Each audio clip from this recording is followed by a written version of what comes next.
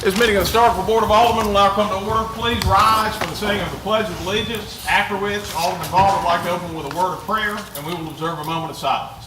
I pledge allegiance to the flag of the United States of America and to the republic for which it stands, one nation, under God, indivisible, with liberty and justice for all. Let us pray. Our God and our Father, our Lord and Savior Jesus Christ, Father God, again, as a few your handmaid servant come before you to give thanks and praises and glory and honor you, Father God. Thanking you for your only begotten beloved Son, our Lord and Savior Jesus Christ, who was born of a Virgin Mary. Joseph was his earthly father, who was crucified, died, and buried. In 3 days, he rose with all power, sit at the right hand of you, making intercession for us right now. Father God, we ask you now to please forgive us of all our sins, as known and unknown, seen and unseen. God, we pray that you will bless us as we go to handle these affairs of this city. Father God, you will move this agenda to our heart. You will take the reins of our mind, Father God, that will be concerned and considerate of each and every last one of them and our decision. But most of all, Father God, these your citizens. Father God, we ask you now that you will please bless us individually, collectively, and one by one. Father God, that every decision that we make will glorify you. And Father God, at the end of the day, we will be very careful to give you all the honor and all the praise and all the glory, because you is a great God. You is a God that knows all things, sees all things, hears all things, and understands all things. And Father God, we ask you that you will fill this place with your spirit, that we all will conduct ourselves in decent and in order. And Father God, it's in Jesus' name that we do pray. Amen.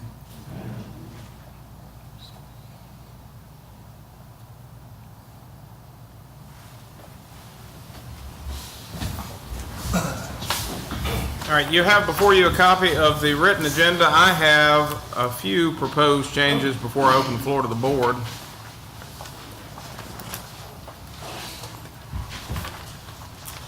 First, we are not yet to the public hearing stage of the cap loan process, so that was placed on the agenda by mistake. I recommend removal of the public hearing has already been removed from your agenda, so that was revised beforehand. All right, second, the SMAC agreement, that's our state mutual aid agreement, is not that's something that has to be acted upon at this meeting. The city attorney did not have time to fully review the document. He recommended that we push it to the first meeting in April. I would recommend that that item be removed from the agenda. Is there any objection? Any objection? Seeing none. Item 9B, consideration of approval of the statewide mutual aid compact agreement, has been removed from the agenda. Next. I got it highlighted if you need it. I've got one more before that. The acting human resources director has asked for an item to be added to authorize an employee appreciation day. She has been working very hard to set a date and set the logistics for what will be a first-time event, and we hope will be an annual event. She did not have the details in order before the agenda went out, but she does have the details in order now. I recommend adding an item C now under mayor's business. That would be the request for authorization for an employee appreciation day. Any objection? Any objection? Do you have a date for that? She will explain it when we get to it on the agenda. And finally, under sanitation and environmental services, item 11K, it's number 1, isn't it? No,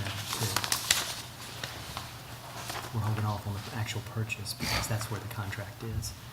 This is just a declaration that Toter's the sole source. All right.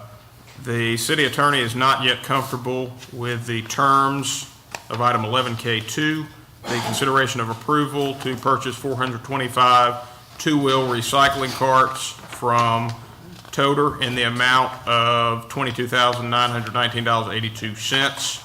I am requesting a removal of that item from the agenda. Any objection? Any objection? Seeing none, that item's been removed from the agenda. These minutes too need to be moved. All right. You wanna do that? The city attorney is also not yet comfortable with the minutes from the February 16th, 2016 meeting. I am requesting removal of that item from the agenda. Any objection? Any objection? Any objection? Seeing none, the consideration of the minutes under Roman numeral 4 has been removed from the agenda. All right. That concludes my proposed revisions. Are there any proposed revisions from the members of the board? Alderman Nguyen. Under Department Business, item 11E, on page 5, I want to amend the agenda for a separate claim item, and we can do it as a number 2, and those items would follow after that. Discussion, and that number 2 would be discussion and approval of a payment in the amount of $12,500 to the GTR link.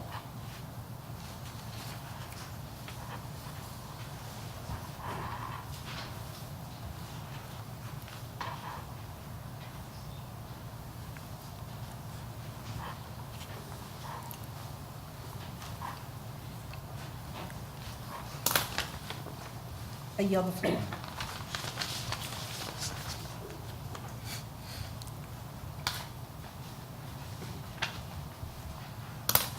Alderman Nguyen has proposed revising the agenda, adding a new number 2 under Roman numeral 11E. The new item, it actually would modify the first item, because I am assuming that is a request that's already on the claims docket. It is. So this revision would remove that item from the claims docket in item 1 and would place the following item as a separate item under number 2. The discussion and approval of a payment in the amount of $12,500 to the GTR link. Alderman Nguyen, is that your proposed It is. revision? Do I hear any objection? Any objection? Any objection? Any objection? Seeing none, please note the change to your agenda. Alderman Nguyen, do you have any further proposed revisions? Any further proposed revisions from the members of the board? Alderman Maynard. Mayor, under Department Business 11B2, I'd like to move items A, B, C, D, and E to under Mayor's Board Business, item A, and then little A, B, C, D, and E under that, to move all of the. All right, so the proposed revision from Alderman Maynard is to move the following items under Roman numeral 11-2, planning, to board business, and these would be the first items under board business as follows. The discussion and consideration of a request for reconsideration of the February 2nd, 2015 Board of Aldermen meeting decision on a request for modification and/or removal of conditions placed on the June 17, 2014 rezoning of 711 Vine Street. The discussion and consideration of an appeal of the recommendation by the Planning and Zoning Commission for RZ 1601. The discussion and consideration of the rezoning RZ 1602. The discussion and consideration of the rezoning request RZ 1603. The discussion and consideration of the conditional use request CU 1601. All of those items would be moved to the first items under board business. Alderman Maynard, is that your proposed revision? Yes, sir. Any objection? Any objection? Any objection? Any objection? Seeing none, please note the reorder of your agenda. Alderman Maynard, do you have further proposed revisions? Any further proposed revisions from Alderman Little, then Alderman Nguyen? Okay, I have one I've more. got Little first, then Nguyen. Initially, it was. Oh, I've got Little first, then Nguyen. Okay. Under item 10, board business, D, 10D, I'd add that to consent.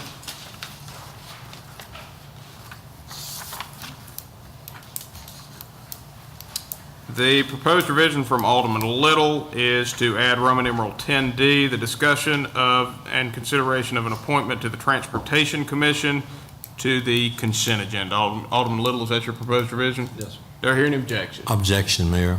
All right, with objection, that will remain on the regular agenda. I'd like to add under 11, department business, 2, to consent. 11, which letter? 11A2? A2, I'm sorry.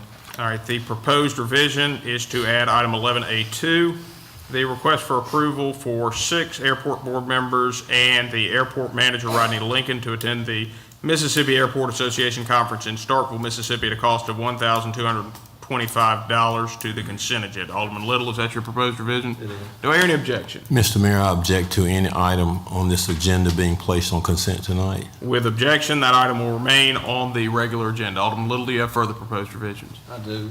I just like to say, I appreciate Alderman Maynard moving those items on the planning forward to the beginning of the meeting on the board business. That's something I was going to also do. I don't think it's fair to our citizens who have been sitting here for the last 6 months. I think it's incumbent upon us as a board to have, to handle the city affairs, the business and the city affairs as expeditiously as possible. And the way we've been handling these board meetings is not the case. And I can understand, I've heard transparency, that's not the case because we have the lightning rounds, and it's not for transparency, I'm not sure what it's for. But you've got attorneys sitting here billing by the hour, billing our citizens by the hour. Our city attorney's billing by the hour. We sit here unnecessarily, I feel like, on many nights for no reason. I'll sit here as long as I have to take care of city business, and have, and will continue to do so. But last week, we had one citizen sitting here waiting until 8:30 at night for a certificate of appropriateness to remodel his home in the historic district. For no reason he sat here, other than the lightning round, and then he leaves. And that happens routinely lately, and it's not right that we handle that. And Vice Mayor, with all due respect, I don't agree with the way you're handling this. Alderman I yield the Little, Alderman Wynn. On the board business, it was initially, it's 10B, naming of two members to the Industrial Site Steering Committee, board members. I'm asking that I not be considered for this. Or do you want to do anything with the agenda No, item? No. Are there any further proposed revisions to the agenda? Any further proposed revisions to the agenda? Mr. Mayor, Yep. just for record purposes, there are 2 items in our packet that did not make the agenda, and just want to make sure that they're in fact not on the agenda tonight. One is a resolution with the GDPDD to administer an Appalachian Regional Commission grant, and there's a contract attached to that. And I understand from communication with Ms. Benson before tonight that those items will roll to the first meeting in April. Is that correct? That is correct. Okay, thank you.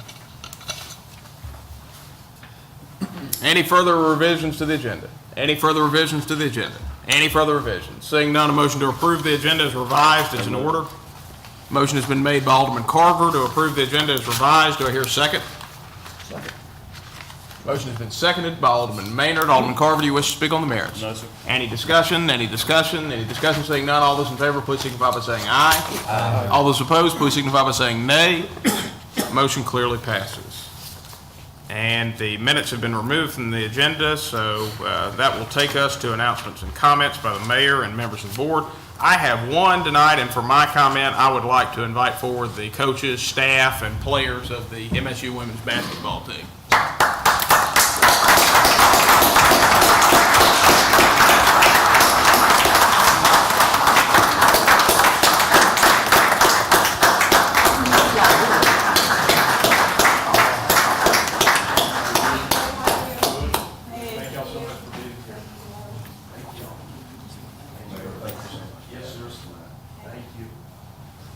Well, we got some historic news last night, and we thought it appropriate to honor this occasion with a proclamation. So, Coach, I'm going to deliver the proclamation, and I'm going to invite you to say any words that you would like to say to the board and the public. This is a proclamation by the mayor of the city of Starkville, Mississippi, honoring the Mississippi State University women's basketball team. Whereas the Mississippi State University women's basketball team recently earned a number 5 seed for the 2nd straight season and were selected to host the NCAA tournament first and second rounds at Humphrey Coliseum for the first time in program history. Whereas Mississippi State earned the hosting opportunity after putting together a stellar 2015-16 season that saw Vic Schaefer's squad post a 26-7 overall record and 11-5 SEC mark, which finished tied for 2nd in the SEC. the best conference finish in program history. Whereas Mississippi State was one of 9 teams to make the field, and one of 9 SEC teams to make the field, and one of 4 league teams to be tapped as a host, and earned back-to-back NCAA tournament bids for the first time since 2009-2010. Whereas this accomplishment was made possible by long hours of practice and many contributions both on and off the court. Whereas the MSU women's basketball team is to be commended for bringing nationwide recognition to our community. Therefore, I, Parker Wiseman, Mayor of the City of Starkville, do hereby proclaim March 18th through 20th, 2016 to be Mississippi State University Women's Basketball Team Weekend.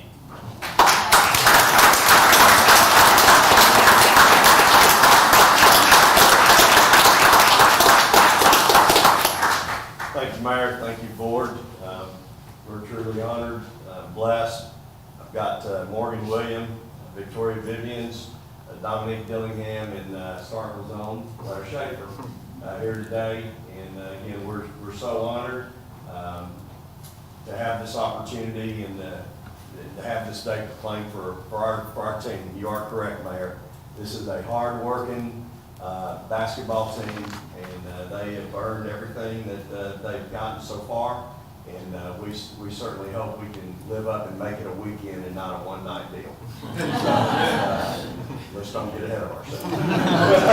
And it's 1:30 on Friday and Sunday, right? 1:30 on Friday. It's my understanding, that's the only reason I came, is that you were giving everybody paid leave for the every business in the city has been approved for either a long lunch or a short afternoon. So, again, thank you so much for having us. And again, we're very, very honored. And again, we appreciate tonight more than you can know. So thank you for having us. Thanks, Coach.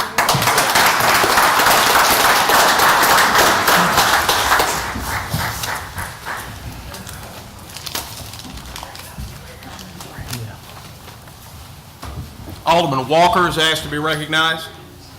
Along with having women's basketball here this weekend, I also want to point out that we are hosting the 40th annual, the National Association of Landscape Professionals is hosting the 40th annual National Collegiate Landscape Competition. This is an event that started 40 years ago right here at Mississippi State. It will be here, it is here now as we speak. It was an event that started out with 3 schools and a handful of students. And now it has grown to 63 schools this week with around 750 students. That will be filling up our hotels and eating at our restaurants beginning tonight through about Saturday. A lot of the event is going to be open that you can see, a lot of outdoor events from the Mississippi State campus, from the junction to the old intramural fields towards the vet school on Friday. If you'd like to come take part and see what it's all about, feel free to do that. If you'd like to volunteer for Friday, you can go to the mill and register for that. Now, I have to say that we knew going into this that there was a good possibility that our women's basketball team was going to be hosting an NCAA tournament this year. I told my co-pilot after the first game that we need to plan for alternatives to being in the Humphrey Coliseum, because this is an Elite 8 or a Final Four caliber team. So a lot of things to do in Starkville this week. What you normally would think would be a relatively quiet, dead weekend, Starkville spring break is going to turn out to be quite the active scene on the campus and on the downtown and the Cotton District area. So thanks to everybody for trying to help make our community a little bit better and get out and support these events if you can. Thank you, Mayor. Further comments by the members of the board? Alderman Vaughn. Mr. Mayor, to go back and say what the Alderman 9-3 said, if we can shrink this agenda sometime we can get out of here. I said this numerous of times, this agenda is just too long, and I know we don't have to handle all this, and I constantly go over this over and over. I don't know why we continue to make this agenda this long. And then thirdly, I keep quiet that the agenda is not ready. Why all my material is not in this package? I'm tired of this. I call you to try to get my material. The material need to be in the package. I'm tired of this right here. I don't have all the material in the package, and then you got a stack of paper this long that you try to go through.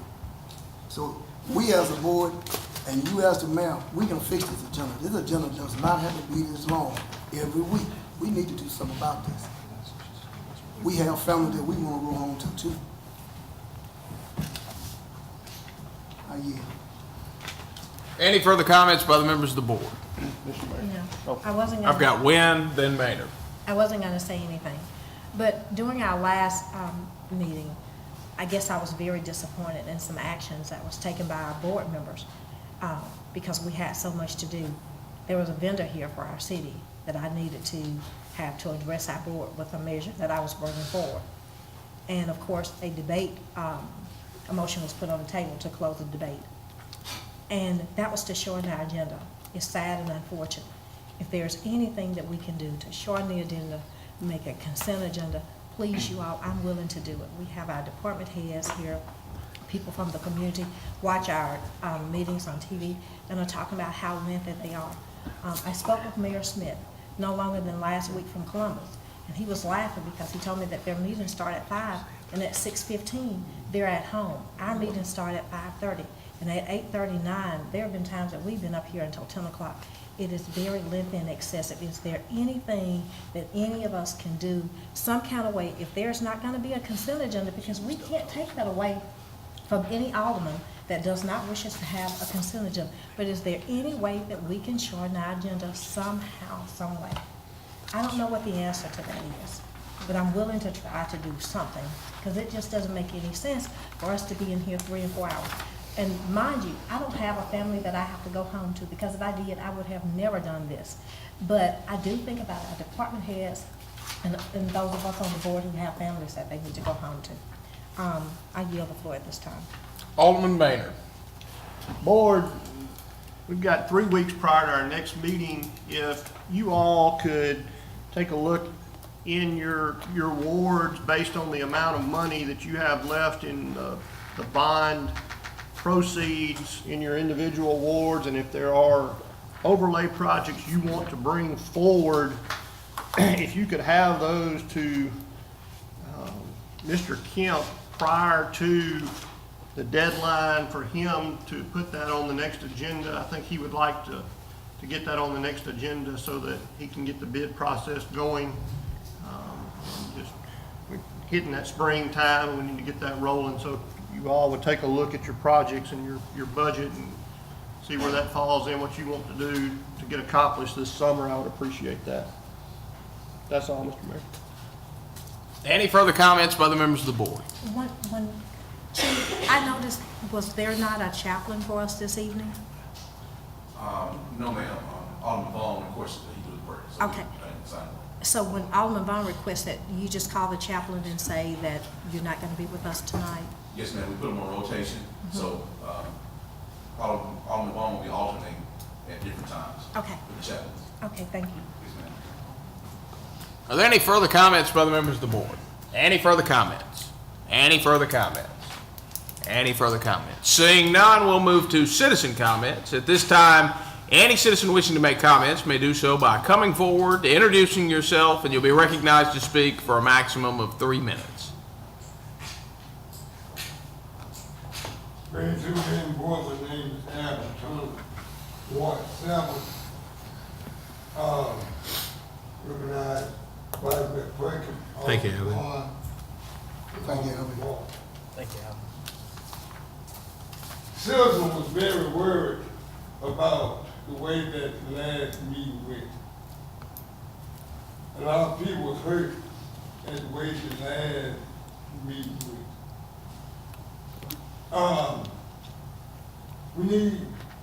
We don't need a bad reputation.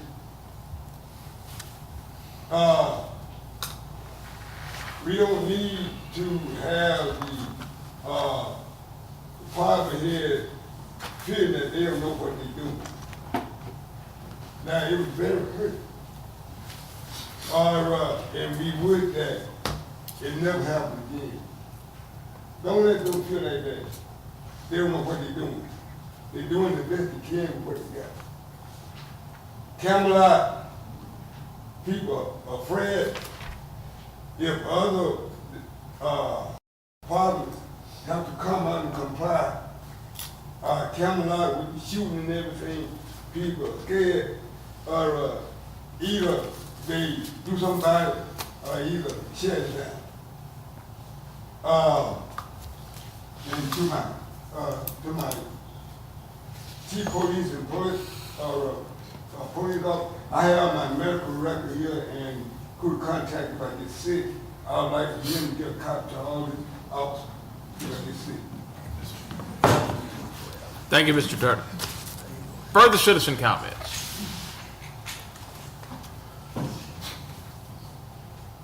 We do have a public hearing on that matter, don't Well, Shonda, I'm not sure if this is the right place to do this. we? Do you wish to speak on the Vine Street rezoning? Okay. Well, yeah, the item on the agenda says February the 2nd, 2015. That was this year, 2016. So I think that needs to be corrected for minutes sake.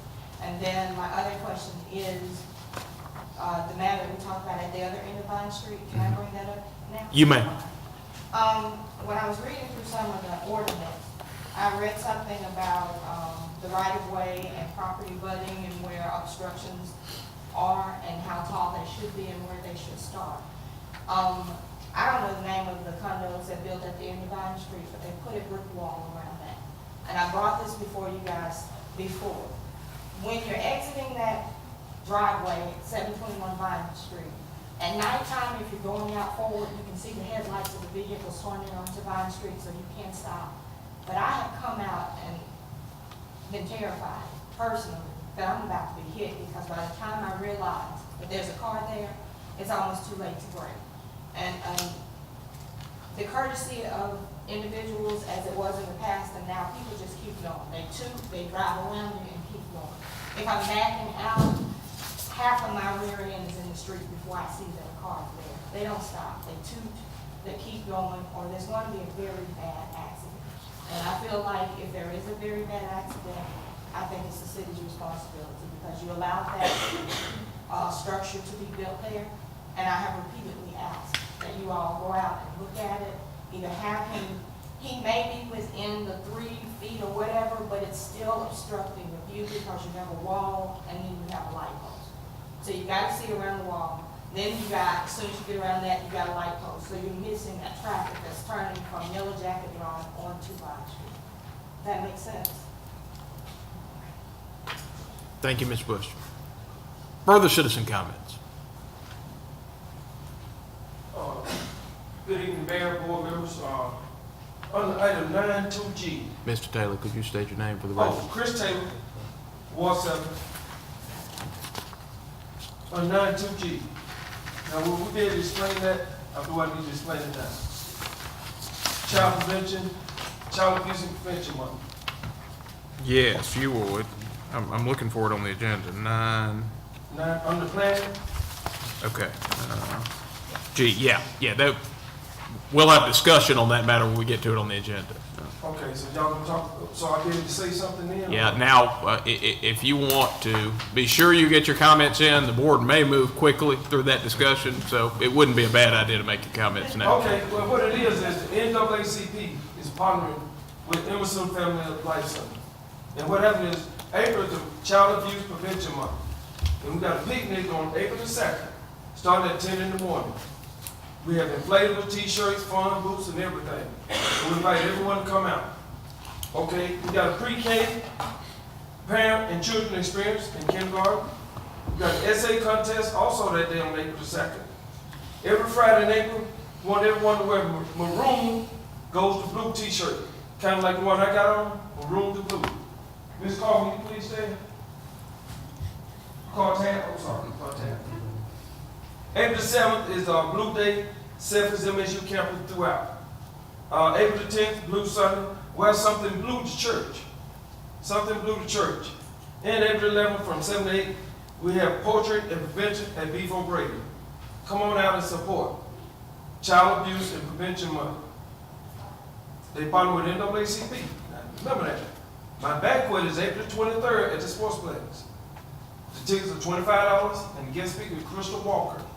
She's the Assistant District Attorney for North Mississippi in the Civil Division. So she worked for DC, not here. So thank you. Need tickets to see myself or Ms. Cartel. Thank you, Mr. Taylor. Yes, sir. Further citizen comments? Do we have any further citizen comments? Any further citizen comments? Any further citizen comments? Seeing none, we'll move to public appearances. We have one public appearance tonight, and it is by the chair of the Healthy Starkville Committee, Ms. Kim Roberts. Ms. Roberts, you will have 10 minutes to make your presentation, and I ask that you remain for any questions or comments that the board may have when you've concluded your presentation. I think I'll only need one, maybe two. For those of you that don't know me, my name is Kim Roberts, and my hometown used to be Fayetteville, Arkansas. However, since 1997, I have lived, worked, and gone to school in Starkville. My sons Thomas and Clay were born and raised here, and they will proudly call Starkville their hometown, and that will be significant later when I'm talking about the healthy hometown. I'm a registered nurse, and I've worked for OCH Regional Medical Center for 13 years. I now work for the Medicare Quality Improvement Program for Mississippi. In 2015, I was honored to be named chair of the Healthy Starkville Committee, and I was a little bit shocked also when they gave me that designation. We have here several members of the Healthy Starkville Committee represented here, including our vice chair, David Harnett, who also happens to be the president of Starkville in Motion. There are about 20 Starkville residents involved with the Healthy Starkville Committee. The group has members from public health, local schools, business leaders, church leaders, senior citizens, the hospital, health promotion specialists, public officials, and other important community organizations. The purpose of appearing here today is to present an update on the activities that could impact the Starkville community. The Healthy Starkville Committee meets every month to discuss ways to promote health in Starkville, including municipal infrastructure, things such as sidewalks, bike lanes, crossing signals, public parks, and recreational facilities. We also talk about city policies and ordinances, for example, smoking regulations and helmet use and things like that. We discuss school health programs, and those are important in addressing issues like nutrition for children, physical activity, health education, and wellness screenings in the schools. We also discuss worksite health programs, and we share ideas for future projects. And I will note here we've had some brainstorming sessions, and some of the ideas that have been brought up that may be implemented at some point in the future, pending any future funding. We had the idea for a playground for the elderly or for senior citizens. And we've talked about expanding options for public transportation, having a citywide health fair, enhancing our community garden, and the current project that we're looking at getting funding for is to develop urban orchards throughout Starkville. And the biggest project that we are working on right now is putting together this application for Blue Cross and Blue Shield. The application is due by the end of this month. So we are putting together all of the components that are needed to put in a very competitive application. And we don't know what other cities are trying to get this grant, but we are hoping to get at least $25,000 is what we are applying for. The applications will be evaluated by a panel of known health and wellness champions from around the country. There will not be people from Mississippi that will be evaluating the applications. You may recall in 2011, Starkville was the overall winner, and we earned the distinction as the healthiest hometown in Mississippi. In 2013, we subsequently also were awarded a $25,000 grant and recognized as a healthy hometown, and that was among cities with over 15,000 residents. So it's time for residents of Starkville to be recognized again for their efforts at promoting safe and healthy lifestyles. The Healthy Starkville Committee is working hard to make this happen. We appreciate the support and dedication of our local leaders and our city officials, and being recognized as a healthy hometown would be a salute to the continued efforts of many individuals, groups, and organizations in Starkville, Mississippi. So if anybody wants information about the efforts of the Healthy Starkville Committee or the grant that we are applying for from Blue Cross, you can go to healthystarkville.com, and it's got contact information, and it's a portal for a lot of our resources. We also have social media presence on that, represented on that page. So that's all that I have to mention. Thank you, Ms. Roberts. Are there any questions or comments from the members of the board? Alderman Mayor. Ms. Roberts, do you need a letter of support from the city for your grant application? It's not necessary, but it would be a good gesture. We are submitting, we're preparing this application on behalf of the city. Thank you. Any further questions or comments for Ms. Roberts? Any further questions or comments? Well, Ms. Roberts, I, along with Alderman Walker, have had the pleasure of serving on the committee through the period that you have chaired the committee, and let me just say here publicly that you are doing an excellent job, and we look forward to an excellent grant application. Thank you, I appreciate it. Thank you for your support. Thank you, Ms. Roberts.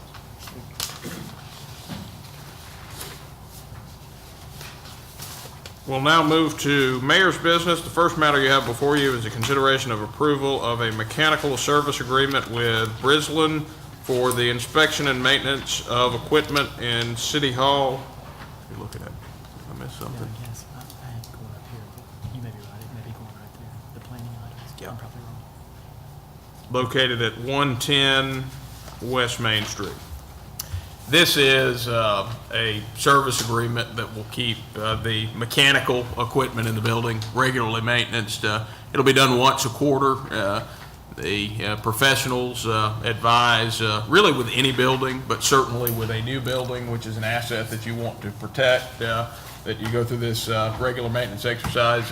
Costs approximately $900 per quarter. That's $3,600 per year. We'll have approximately 2 quarters under the agreement this year. That would be paid for through the municipal building line in the budget. Alderman Perkins. Mr. Mayor, very good agreement. I move approval. Motion has been made by Alderman Perkins to approve of a mechanical services agreement with Brislin Incorporated for the inspection and maintenance of equipment at City Hall located at 110 West Main Street as presented. Alderman Perkins, is that your motion? Yes, sir. Do I hear a second? Second. Motion has been seconded by Alderman Nguyen. Alderman Perkins, to speak on the merits. No, sir, Mr. Mayor. Any discussion? Any discussion? Any discussion? Any discussion? Seeing none. All those in favor, please signify by saying aye. Aye. All those opposed, please signify by saying nay. Motion clearly passes. The next matter on the agenda is the consideration of approval of a cap loan application, and I'll ask Ms. Benson to come forward and make the introduction. Good evening. Phyllis Benson, Golden Triangle Planning and Development District. The Public Utilities Department has a need for some water improvements. Unfortunately, there is no grant funding source that is readily available right now to meet those needs. However, there is a Mississippi Cap Loan Program. And the city of Starkville has greatly utilized this Cap Loan Program. It's good in that it's a low interest loan that can go up to 20 years. As a tax exempt project, which a water or sewer project can be, you can apply and ask for a 2% interest rate. Right now, you have available to you $554,800 in the capital program for this year. You have already been approved for a little less than that for the Banyan Road Force Main project. So if you so entertain the idea to help meet those needs of the Public Utilities Department, I'll ask that you pass a resolution authorizing the Golden Triangle Planning and Development District to pursue the application. Notice will be run in the paper once a week for 4 consecutive weeks, notifying the public of the intent that you are collecting your sales tax as the county will pledge homestead exemption. We'll conduct a public hearing after the publication of the 4th notice. If there are no objections to the project, then you have a choice to move forward or halt at that point. So I ask, what is the pleasure of the board? And are there any questions? Hold on one second, Ms. Benson. I'm still not sure we have the document.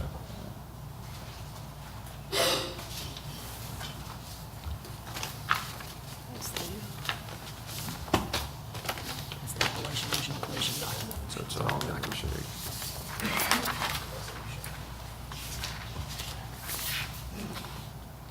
Yeah, Ms. Benson, everything I have in this item is related to the ARC grant and administration.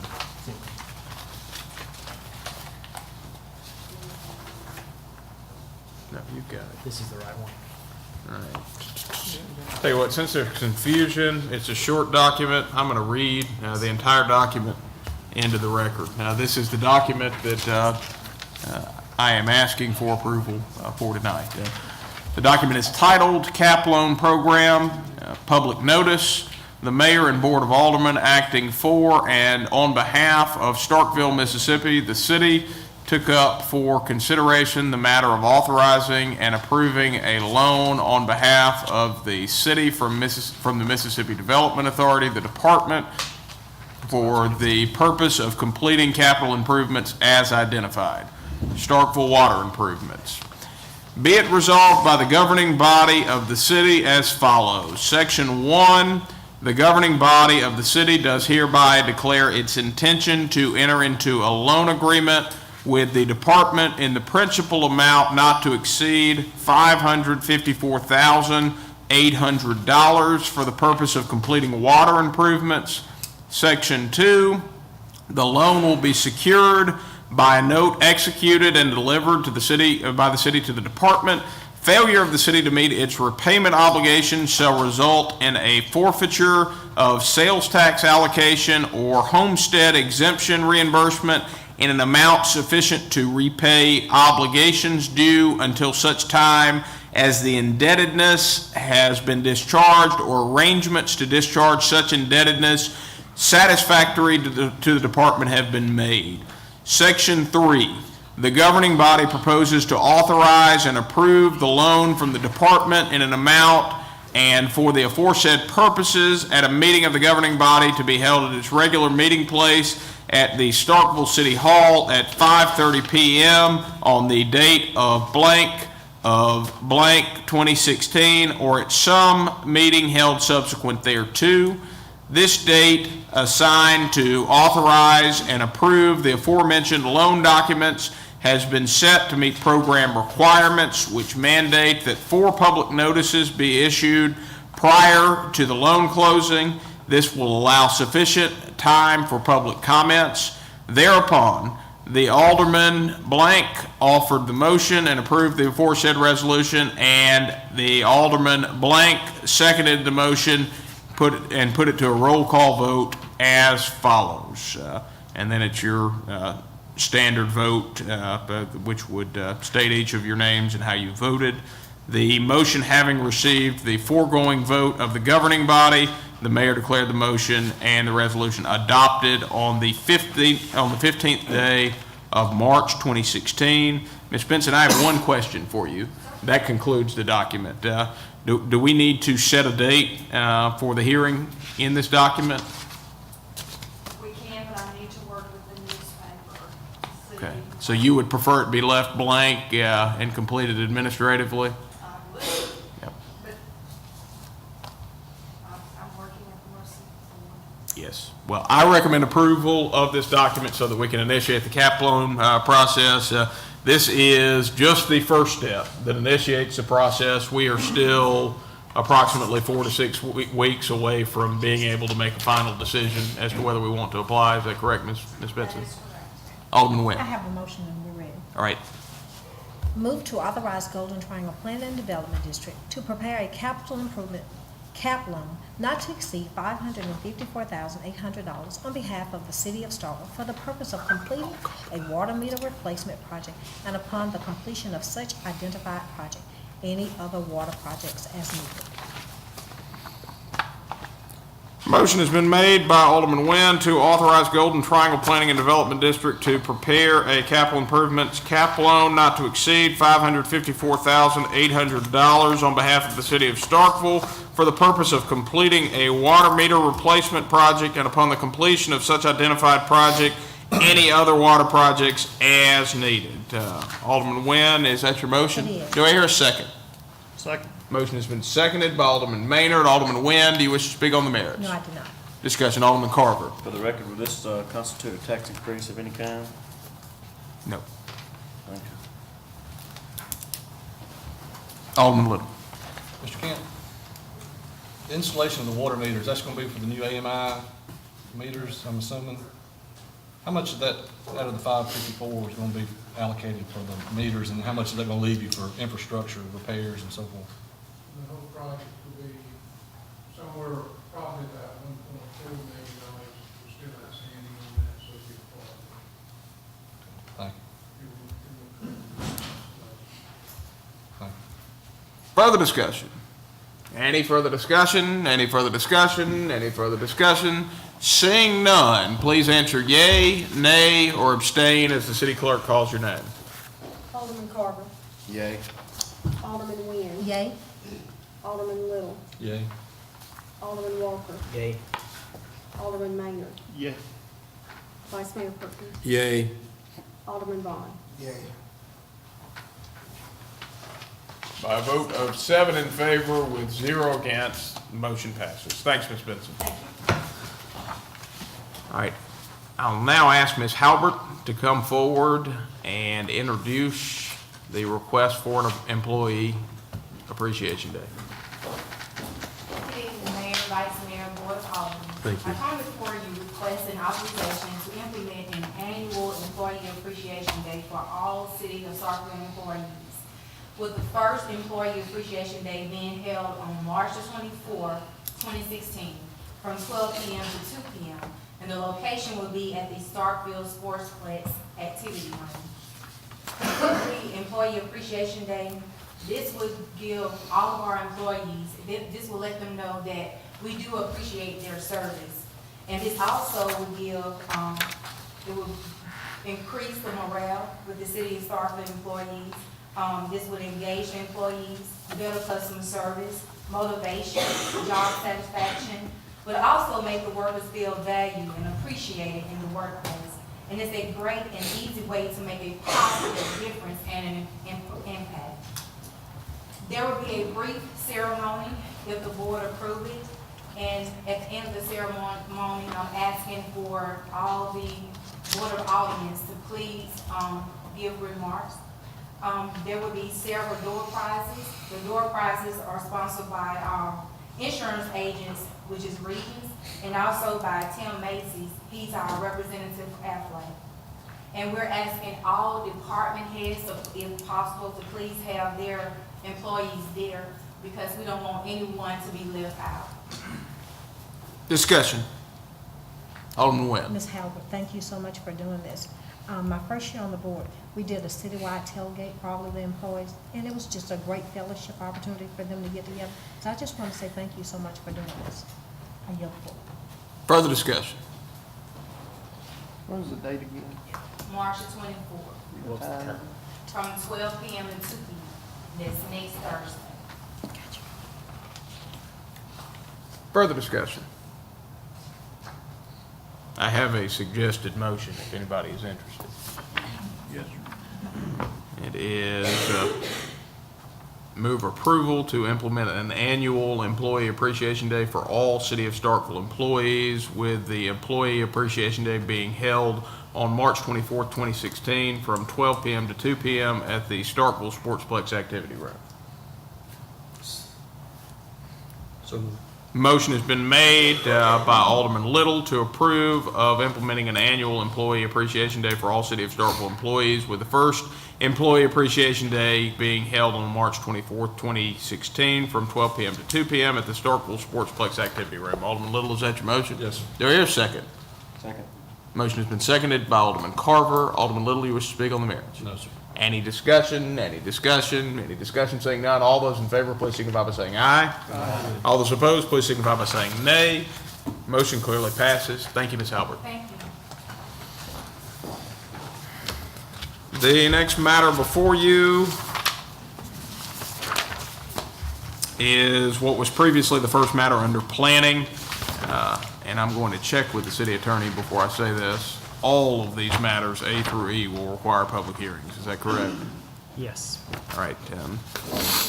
The first matter is the discussion and consideration of a request for consideration of the February 2nd, 2015 request for reconsideration of the February 2nd, 2015 Board of Aldermen meeting decision on a request for modification and/or removal of conditions placed on the June 17, 2014 rezoning of 711 Vine Street from R3 to B1 with the parcel number 102H-00-183. Mr. Sanders, would you introduce?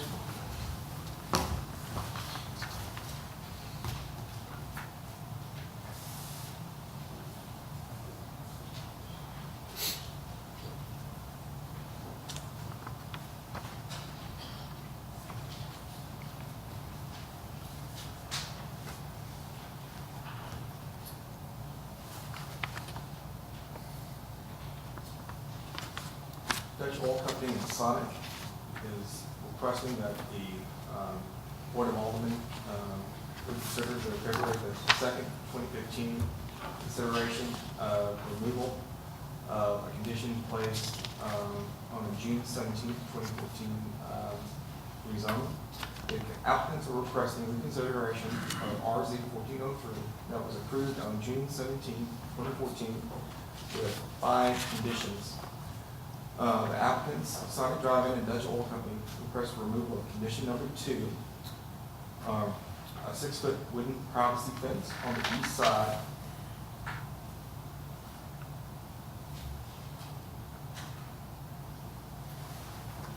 To give the board an idea,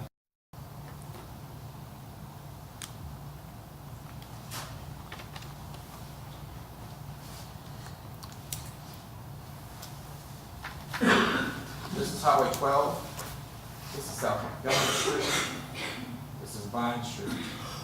Buddy, before you go forward, are those not reversed? Condition 2 is the north-south fence, right? That is, they are reversed, yes, sir. Okay. Here is a proposed convenience store with the pumping aisles right here. They're right here. This property is Captain B's property.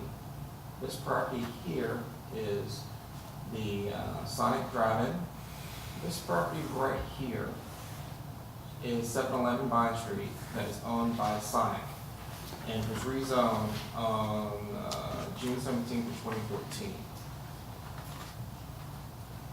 During the June 7th, 2014 zoning approval, the board placed 5 conditions on the approval. 1, 6-foot wooden privacy fence on this side of the property line, the east property line. A 7-foot brick wall construction on the south side of the property line to be completed within 90 days of June 17, 2014. All outdoor lighting shall be shielded away from the residential area and downlit. No commercial structure shall be built on the B1 zone property, which is this area right here. And only one ingress can be constructed off of Vine Street.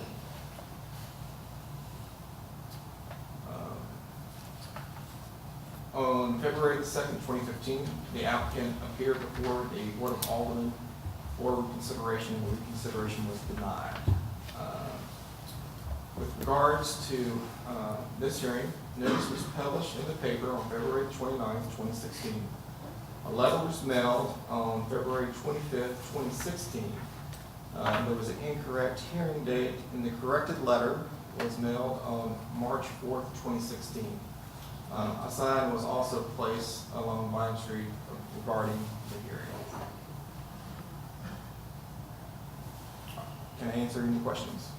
Are there any questions or comments from the members of the board? Alderman Perkins. Mr. Mayor, let me just ask the city attorney a question so I will be a little clear.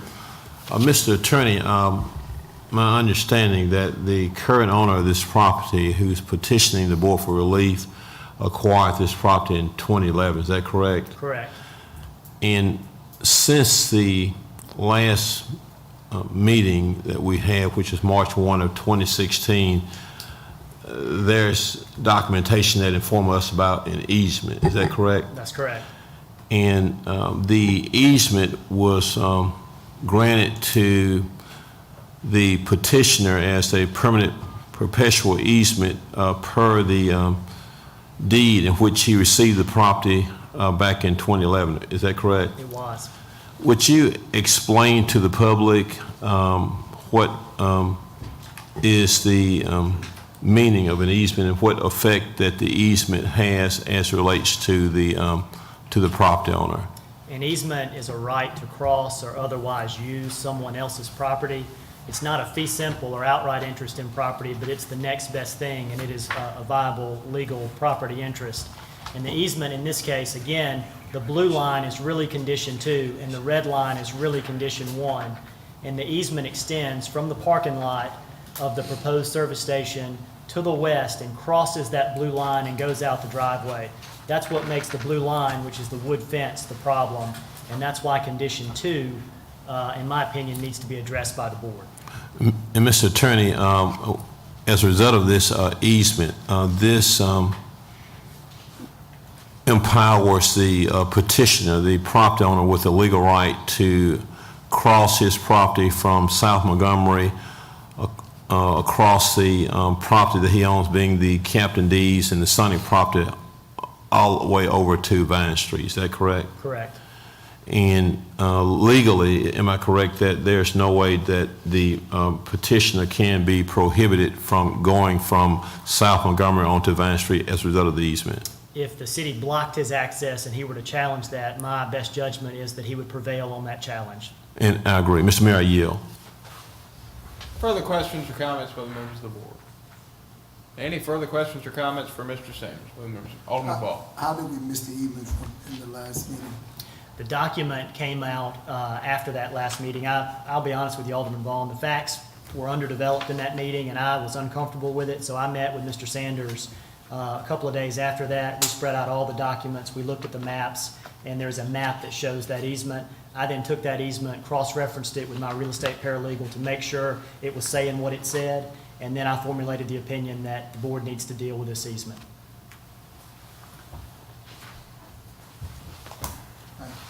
Further questions or comments by the members of the board?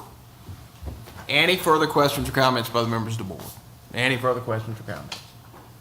Seeing none, we'll move into the comments by the applicant and the public. Applicant, you will have a maximum of 15 minutes to present your case, and after that, anyone who wishes may have a maximum of 3 minutes to speak in opposition to the proposed request. Mr. Moore. My name is John Moore, attorney for Dutch Oil and Joe Gillis. I'd like to reserve a couple of minutes at the end in the event that there's some parties that would like to get up and say. We'll split it 13-2.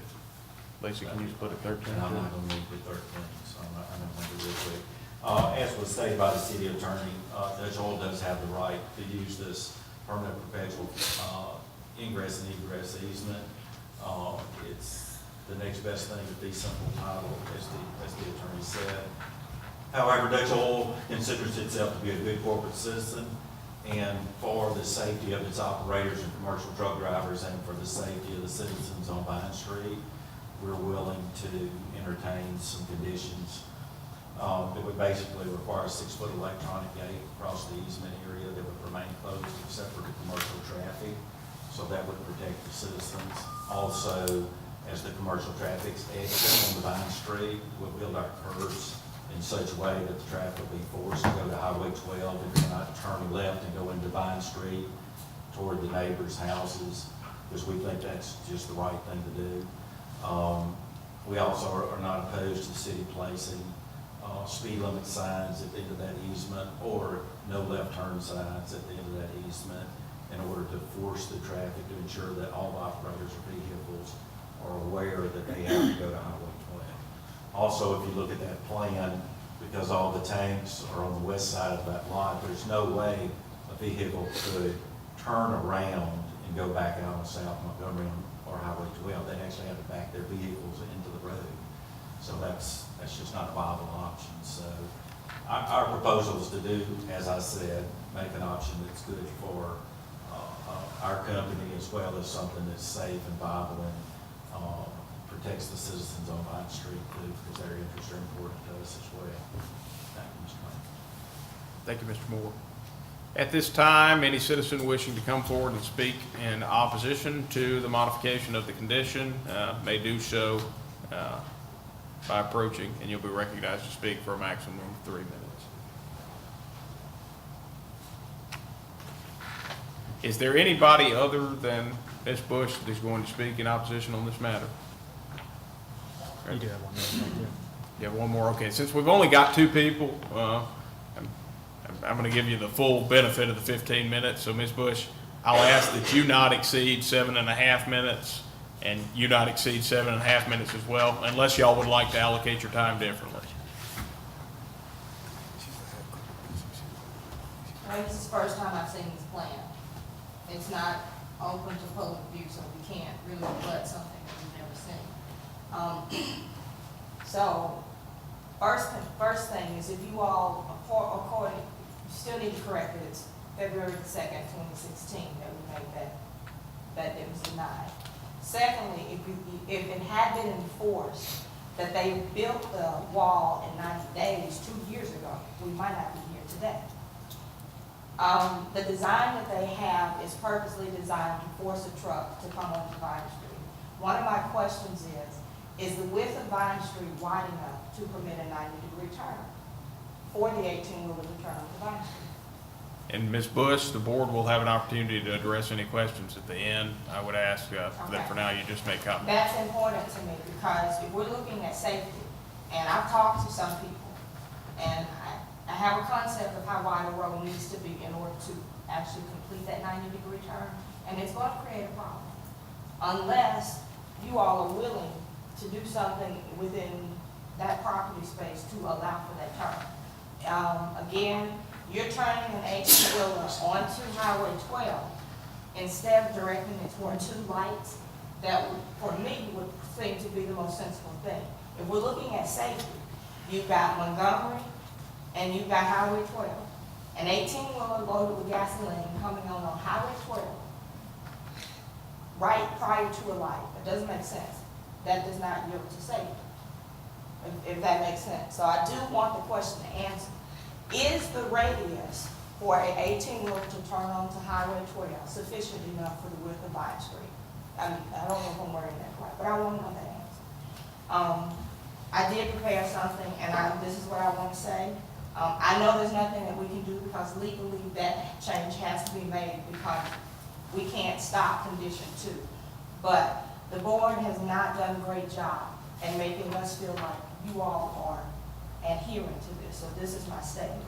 Prior to this week, I thought the purpose of this board was to assess, regulate, and enforce the ordinance of this great city. But that is not the case. What I have learned is that you make recommendations that can be challenged continuously until everyone is exhausted. And I have learned that the board's recommendations are just recommendations. I have learned that there is nothing in place to ensure that these recommendations are not changed or modified beyond the meeting. Hence, I have lost faith in this board. Companies come and go, but the residents live and thrive here. We value the longevity of this community. To be forced to be so focused on community growth of this community that we lose sight of the family-friendly environment that I love about this town is heart-wrenching. I say all of this because of the endless battles with this establishment that has me here today.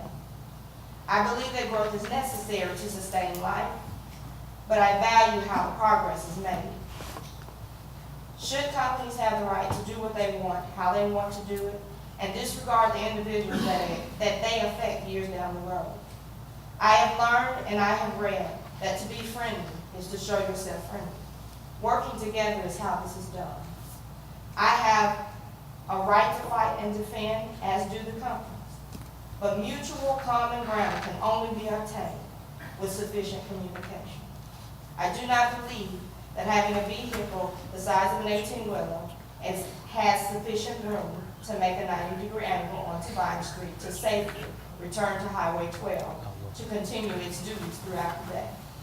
With the new design and this new company that is purchasing this property, I don't think that they've adequately tried to reach out to the residents of Vine Street to maybe come to a common ground. And I'd like for that to be invested. In the last meeting, I asked that the surveyor resurvey the property, and I understand that the board can't even insist that they do that. That has to become a personal legal matter. I don't see what's the point in coming here.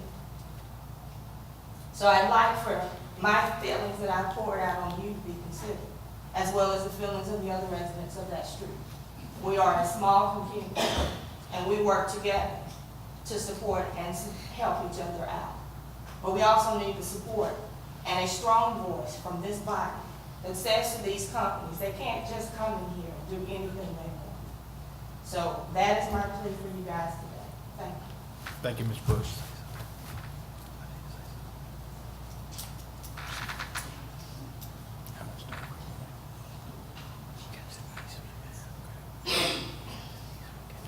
And she only used 5 minutes, so you may have up to 10 if you wish. Like the other lady, I'm just gonna have one. Hi, my name is Miriam Arnold, and I live in 712 Vine Street, which is the house is straight across the street from 711 property. My thing is, Sonic, everybody have their ideas and what they want to do in business or whatever, and that's great. But our Vine Street is home to a lot of people that's been there for a long time.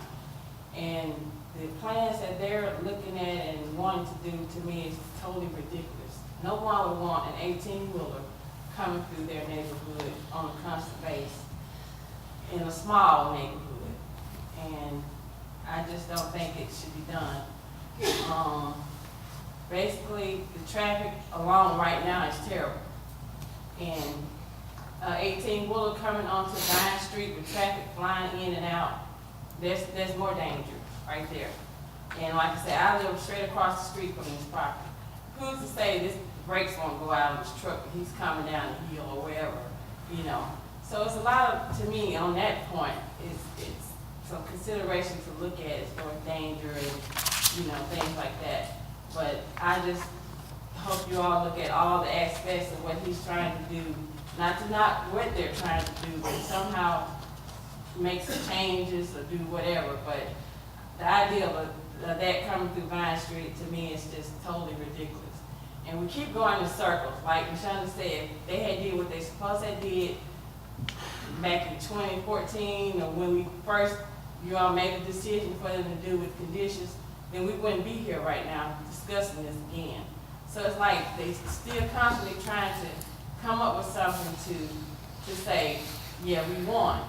And they may in the end, I don't know, but I'm just saying the neighborhood don't want it. So I hope you all consider not to rezone the area.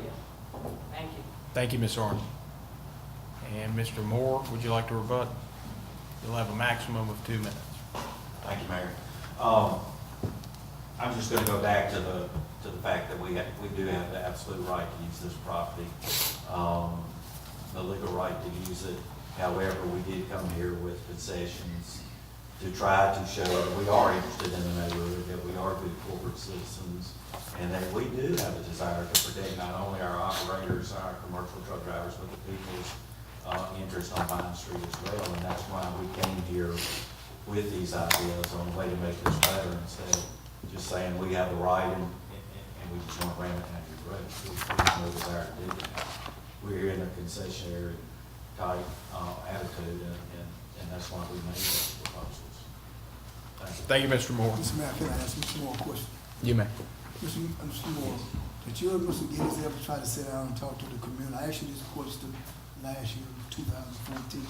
Did you all ever try to meet with those people, try to come to? At that time, I wasn't representing Mr. Gibbs. But did you all do that this time? No, I did not, because I you only representing him less than Did you represent 30 Sonny? days. Did you represent Sonny's? Yes. Yes, you did, and I asked you the same question. And I did go meet with him at that. Did you try to meet with those people? No, not regarding this, no, because it's not a rezoning issue. Thank you. All right. Further questions or comments by the members of the board? Any further questions or comments by the members of the board? Mr. Mayor, I was not going to say anything, but let me say something to the attorney. Mr. Attorney, that's why I asked you those questions. These are some friendly comments, and I was not going to say this, but I think I'm going to be compelled to say it from the first speaker that got up. This matter came back up more than 10 years ago, back probably in 01, 05 term, when the former colleague, the gentleman McLaurin, was representing this group from Vine Street. And of course, this is a different set of facts and circumstances today. And the big distinguishing difference from all the presentations that come up since that time over a period of in excess of 10 years is this easement. Prior to this time, we've been talking about the sonic rezoning, which did not involve this easement. So that's why I asked the attorney those questions so that the public could clearly understand that there is just no legal way that we can deny this. And of course, I have supported the homeowners in the past, and I am of the opinion to the homeowners as I see it, if we can get a motion out here tonight with some good conditions, just straight talk with you. The entrepreneur through his attorney has agreed to some conditions, and just by virtue of an easement, you cannot deny this business person the right to do what he wants to do. And our attorney is absolutely correct. If a lawsuit is filed, regardless of what dream team that we may have, the city of Starkville, in my opinion, is going to lose. So legally, as I close here, Mr. Mayor, there's nothing we can do to stop this. I've supported the homeowners in the past. You had great support, and I am convinced with the conditions that I've heard articulated here tonight. I think Mr. Moore indicated, and if the board goes along with that, we'll have this electronic gate that would only allow commercial traffic. And I think I recall him saying something to the effect that they would agree to have a curb cut that would force the traffic once they get behind the old Sonic. You come to Vine Street, that would completely prohibit, if I understood him correctly, a left turn. That traffic would go right to Highway 12. And the entrepreneur, through his attorney, has indicated that there will be no, that they agree to whatever speed limit signs, a sign being placed on their property as the truckers come out to the end of that easement that prohibits the traffic from going left.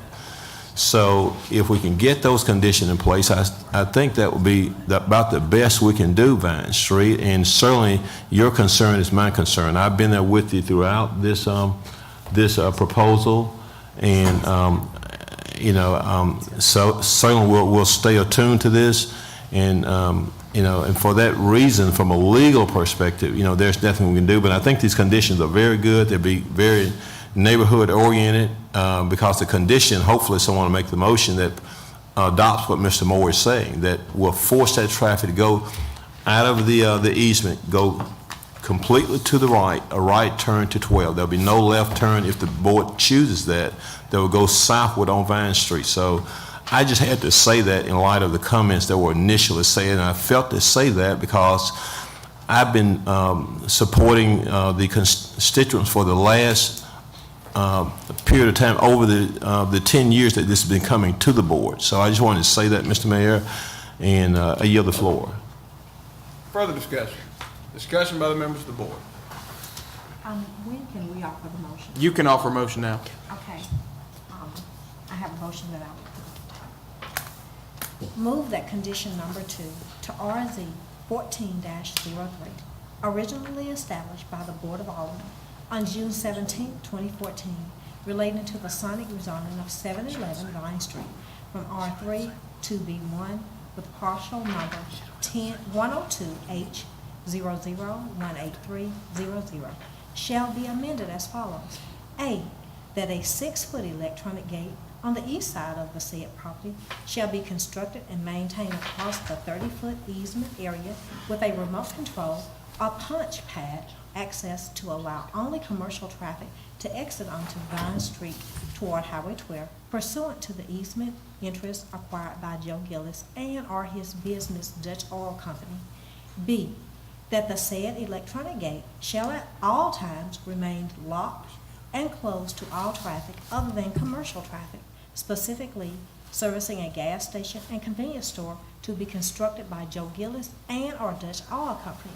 C, that all such commercial traffic shall turn right and head north onto Vine Street toward Highway 12, and shall not turn left and head south onto Vine Street. D, that Starkville shall erect signs forbidding left-hand turns southbound onto Vine Street of certain type and location as determined by the city engineer. E, that there be constructed at the expense of Dutch Oil Company and/or Joe Gillis a triangular or side curve cut of sufficient height, width, and depth that will, in the opinion of the city engineer, physically prohibit traffic from turning left from the easement territory onto Vine Street in a southbound direction. F, that any left-hand southbound turns onto Vine Street from the easement territory or lot containing the easement territory shall be unlawfully and illegally and shall result in traffic citations issued by the Starkville Police Department to offenders. G, that in the joint discretion of the city engineer and police chief, a new speed limit and new speed limit signs shall be posted on the portion of Vine Street that is south of Highway 12, if necessary, at a miles per hour agreed upon by the city engineer and police chief to best preserve the health, safety, and welfare of the public on Vine Street. And H, that condition numbers 1 and 3 through 5 to RZ 14-03 shall remain in effect and intact. I have it reduced in writing. Motion has been read and it's been reduced to writing. It has now been placed with the clerk. Since it's been read and reduced to writing, I will not ask for it to be reread without objection. No objection, just one clarifying comment there. I believe, if I'm right, it said in the first one, the gate will be on the east side of the property. I just want to make sure, was it the east side of the B3 property? Yeah, the little square. Gotcha. So it's not going to be on the west side. Is there any objection to the motion not being reread? Seeing none, do I hear a second? Second. Motion has been seconded by Alderman Perkins. Alderman Nguyen, do you wish to speak on the merits? No, I do not. Discussion. Any discussion? Any discussion? Any discussion? Any discussion? Seeing none, all those in favor, please signify by raising your hand. All those opposed, I have 7-0 by a vote of. All right, all those in favor, please signify by raising your hand. All those opposed, please signify by raising your hand. I have 6 in favor, 1 against. The 1 against is Alderman Vaughn. The next matter on the agenda is a discussion and consideration of an appeal of the recommendation by the Planning and Zoning Commission, RZ 16-01. Mr. Sanders, would you like to introduce? Sure. The applicant, David Real Estate, received a recommendation of approval from the Planning and Zoning Commission for the rezoning of 2 parcels on University Drive on January the 12th of 2016. The original request included 5 parcels. Mr. Camp requested that 3 of the parcels be pulled from the request. The Commission voted 6-0 in favor of their approval. A notification of appeal of the Commission's recommendation was presented to the City staff on January 20th, 2016. The appeal was filed by Moore Law Office on behalf of 3 property owners along University Drive.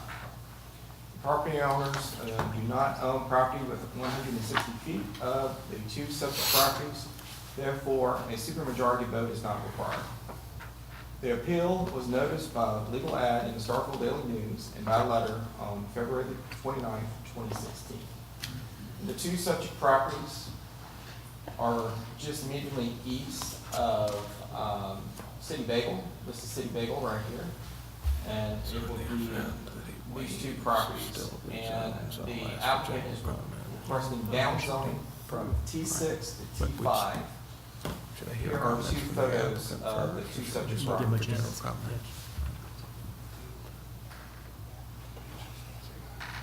And I will be happy to answer any questions at this time. Any questions or comments from the members of the board? Questions or comments from the members of the board for Mr. Sanders? I've got one there. All right, Alderman Little. I see that one area is completely built out and has been, I know, just the last few years, just a couple of years at least, seeing it over there. And they've got one section under construction right now. What's the reasoning or logic behind downgrading it now? them downzoning. But from what I understand, the applicant feels like it was a mistake. It should be corrected. What's the benefit of it? It's already under construction, it's being built to what, the T5 standard? T6. It's being built to T5. Well, the two apartment buildings currently being built here are to code. And there was a proposed boutique hotel planned for this area here, and that has been placed on hold. And it will need the T5 to build the boutique, or it could do it in No, T6? a hotel can be built in T5 or T6.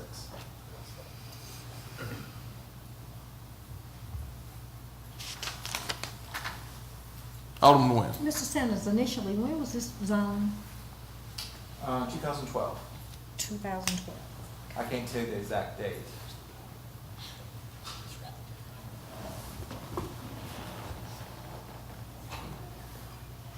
Alderman Nguyen, do you yield? Yes, I do, I'm sorry. Further questions or comments from the members of the board? Any further questions or comments from the members of the board? All right, seeing none, we'll move into the appeal, and Mr. Moore, as the appellant, you'll have the opportunity to speak first. Same rules as before. Do you wish to speak? Do you wish to split your time? No, I don't. After consulting with our clients, we decided to withdraw our objection. All right. Thank you, Mr. Moore. We'll now hear from the applicant.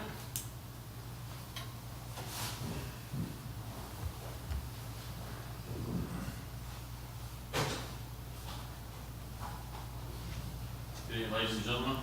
Board, Robert Camp, for Brother Bond Camp. Bond Camp. So we're before you today because we're requesting, obviously, to downgrade zoning.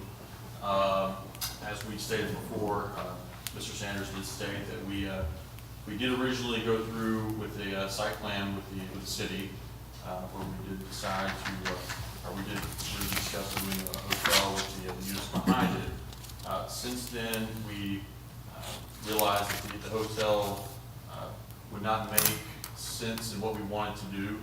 So we've kind of downgraded what we were looking to do, still with mixed use. So we want to have commercial downstairs and then residential above. And we actually have a proposal for you to show you what it would look like if they don't mind. The main problem is, the T6 zone, you can't have the outbuildings in the back that we have. Our plan was approved with those, and so if we're trying to redesign the front, we can't because we've already started building buildings in the back. So our original plan was actually a T5 that was approved in a T6 zoning. So we're just trying to correct all that.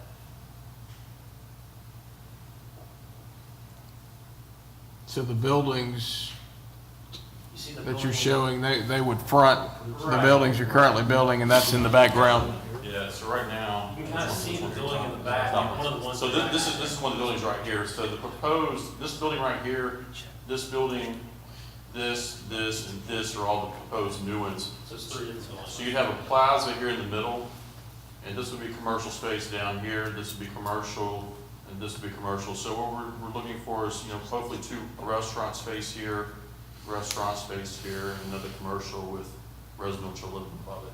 And what you're seeing in the behind the fountain, that's the existing buildings that are being built. This is the one. ones that are in construction right now. Correct. So the ones will be kind of hidden with open space and a fountain in between.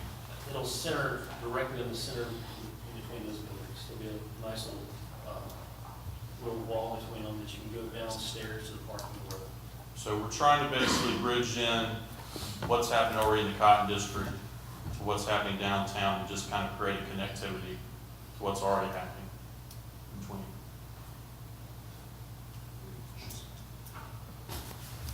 Is that the conclusion of your comments? Yes, sir. Thank you, gentlemen. Discussion by the members of the board. So you are not considering the appeal any longer, you are considering the rezone of those two parcels of property. Alderman Walker. I think this is a fairly straightforward case of an error in zoning. If you look at the 2012 rezoning, when it was all the T districts were rezoned, those are the only two parcels that are around that are T6. Everything else that is adjacent to it is zoned to T5. I think that merits that there was an error in zoning made at that point, that it probably should have been T5. Couple that with the fact that what is being built meets the T5 criteria, and I think it's a clear-cut case. With that said, Mayor, I have a motion. A motion to rezone parcels 117M-00-194 and parcel 117M-00-193 from T6 to T5 with specific finding that an error occurred in January 2012 when the subject property was rezoned T6 instead of T5 for these properties. Therefore, a zoning error has occurred that needs to be addressed to ensure orderly plan growth. Motion has been read. It's been reduced to writing. Without objection, I will not ask for it to be reread. Seeing none, do I hear a second? Second. Motion has been seconded by Alderman Maynard. Alderman Walker, do you wish to speak on the merits? No. Discussion. Any discussion? Any discussion? Any discussion? Seeing none, all those in favor, please signify by raising your hand. All those opposed, please signify by raising your hand. I have 7 in favor and 0 against.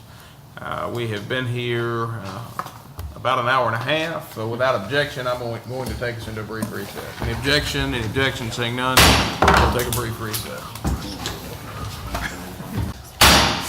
The meeting will now come back to order.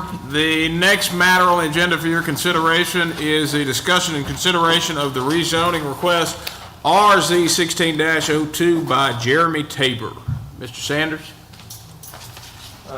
Jeremy Tabor is acting as applicant on behalf of Joe and Mary Tackert. Tackert Properties Food Group Incorporated. The applicant received a recommendation of approval from the Planning and Zoning Commission for the rezoning of 99 Harkness Street from R3 to T5 on February the 9th, 2016, with one condition. The commission voted 6-0 in favor of their approval based on changes and conditions. This rezoning is part of our overall plan to redevelop this property and the 2 properties to the south-southwest along University Drive. If the rezoning is approved, the subject property will be aggregated into the property directly to the south, City Bagel. The rezoning was noticed by legal ad in the Starkville Daily News on February the 24th, 2016, by letter and by sign on the property. In addition to receiving a letter from Joe Savage dated February the 2nd, 2016, the planning department has received 1 phone call for requesting additional information. The sole condition that the Planning and Zoning Commission placed on their recommendation is landscape buffer with dimensions stated in the city ordinance will be required along the northeast and north property line. And to give the board an idea of the subject property, this is City Bagel. This is the owner's home. This is the subject property right here. And as you can see from the zoning map, this area is zoned T5 and the subject property is zoned R3. I'll be happy to answer any questions that the board may have. Questions or comments for Mr. Sanders? Questions or comments for Mr. Sanders? Any questions or comments? Seeing none, we'll move to comments by the applicant and the public. Applicant, you'll have a maximum of 15 minutes to make your presentation. Would you like to save time for a rebuttal? My name is Sam Brewer. I'm here on behalf of Jeremy Tabor. He and I are project partners in this project. Jeremy had an unforeseen travel delay. I also have with me tonight Kay Reichenball. Kay is the Vice President of Development for Tabor Development. As Mr. Sanders stated, we are acquiring the site depicted here. The site consists of 3 parcels. The 2 parcels fronting University Drive are presently owned T5. The parcel in the back does not. The purpose of our rezoning is to aggregate the 3 lots so that the zoning can be consistent across the entire parcel. Thank you very much, Mr. Brewer. Do we have anyone who wishes to speak against or otherwise who is not the applicant on this matter? Could you raise your hand if you're here to speak on this matter? Is there anyone? Anyone wishing to speak? Anyone wishing to speak? Anyone wishing to speak? Seeing no one, we'll move into board discussion. Mr. Mayor. Alderman Little. Move approval of the rezoning request RZ 16-02 with one condition for Jeremy Tabor to rezone one parcel at 99 Hartnett Street from R3 to T5 with parcel number 117M-00-195.00 based on change in conditions and public need.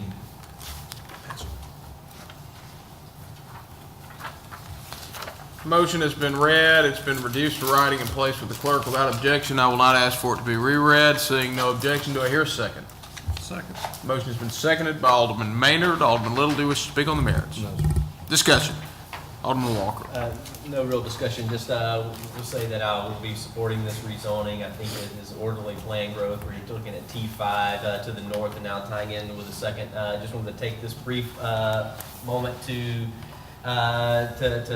say to Joe and Mary, who run City Bagel and have made that a very much of extremely valuable part of this community over the last 15 or so years. That truly happy for them that they are moving on to the next chapter of what they want to do. But losing City Bagel is something that's going to be hard pressed for the community to overcome, and I am very hopeful that Mr. Tabor and his group is going to be able to find something to put back in that facility that will at someday live up to the same honor and prestige of what City Bagel has accomplished over the last 15 years. So the only thing that's constant is change. One of the great restaurants in town looks like we're going to be looking for something a little different. So I'm very hopeful that we're going to have something there that contributes to the neighborhood.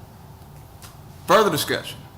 Any further discussion? Any further discussion? Any further discussion? Seeing none, all those in favor, please signify by raising your hand. All those opposed, please signify by raising your hand. It's unanimous. The next matter on the agenda is the discussion and consideration of rezoning request RZ 16-03 by Michael and Gail Cracker. Mr. Sanders. The applicant, Michael and Gail Cracker, received a recommendation of approval from the Planning and Zoning Commission for rezoning of 11 acres of property on February 9, 2016, with conditions to change the zoning district from R1 to R3A. The commission voted 6-0 in favor of their approval based on change in conditions. The rezoning is part of the continued development of the Cracker property along Garrett Road. The other two developments, including the Cottages at Creekside and East Creek subdivision. The Cottages at Creekside was rezoned to PUD in October of 2011 and is nearing completion. East Creek was rezoned to B1 in July of 2015 and subdivided in February of 2016.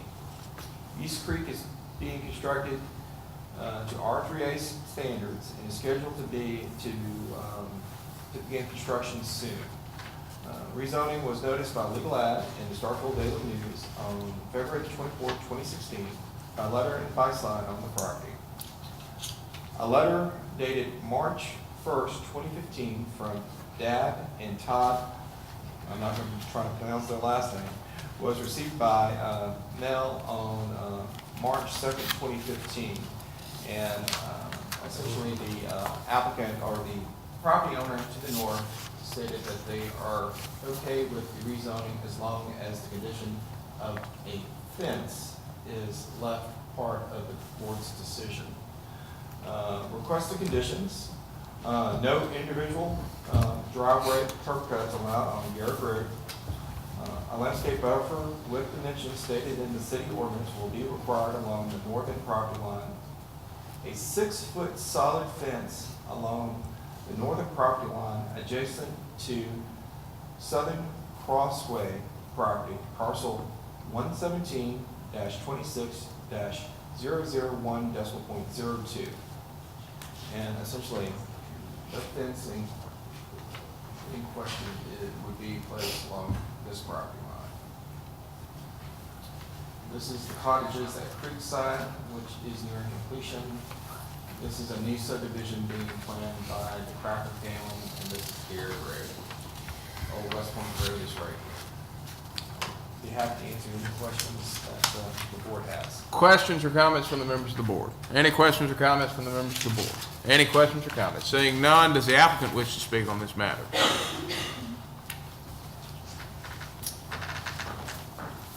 Molly Jackson with Marlowe Office, for Mike and Bill Cracker. Before I begin, I just asked that the minutes from the planning and zoning meeting, where this rezoning was approved, be introduced to the record as long as all the documentation that's included is okay. With that being said, I will be very brief. I would like to reserve 5 minutes in any event someone speaks in opposition. The two requirements for rezoning are a change in conditions and a public need. So those are the two topics I will speak on. Firstly, Mike and Bill Cracker are requesting that this property be rezoned to R3A. As you can see from Mr. Sanders' map, it is surrounded by the PUD, the cottages at Creekside, and then the new subdivision, which is the East Creek subdivision, which is being developed as R3. The yellow to the north is R1. So making the subject area R3A is a logical transition between all of those different densities. Additionally, just to point out, in relation to R1, Mike Brooks did point out at the planning and zoning meeting that was held earlier on this, that the most recent R1 subdivision developed was 9 years ago here in Starkville. So an R1 subdivision is just not feasible here in this area and just in Starkville in general. We've kind of trended away from that. So the R3A is what is selling, and that speaks to the public need. Speaking more to the public need, the construction of East Garrett Road, which provides a major east-west roadway along that area, now brings a lot of residents into that area, and the success of the cottages at Creekside speaks to the type of development and the type of properties that residents are looking for on the north side of town. The cottages at Creekside currently have 15 completed homes, 8 more which are currently under construction, and they are selling pre-sale before construction is complete. The Crackers are doing extremely well with the cottages at Creekside. Similarly, speaking to the public need, Starkville Daily News article published on August 12, 2015 discussed the housing market in Starkville, stated that Ira Lovelace, who's a planning and zoning commission member, stated that new residential development should go north of Highway 182. That will help with the traffic congestion south of town. We are seeing a lot of increased interest in the north side of town. This location has a very close proximity to MSU, and with the bypass and that connection to the bypass with Beard Road, it's easy to access all of the university and all of the amenities that are in that area. As far as the change in conditions, Mr. Sanders pointed out there, since 2005, there have been 10 rezonings in the area. Since 2011, there have been 7. The 3 that I'm going to touch on, in October 2011, the cottages at Creekside were rezoned to a PUD. In May of 2015, Providence Hill LLC's property was rezoned from a split zone of R1 and C1 to B1, and that is, if you look on that little purple L shape, it's that northern little tip. That property was zoned to B1. That bottom half of the purple tip is Mike and Gail Cracker's property, which is the East Creek subdivision, was rezoned in July 2015.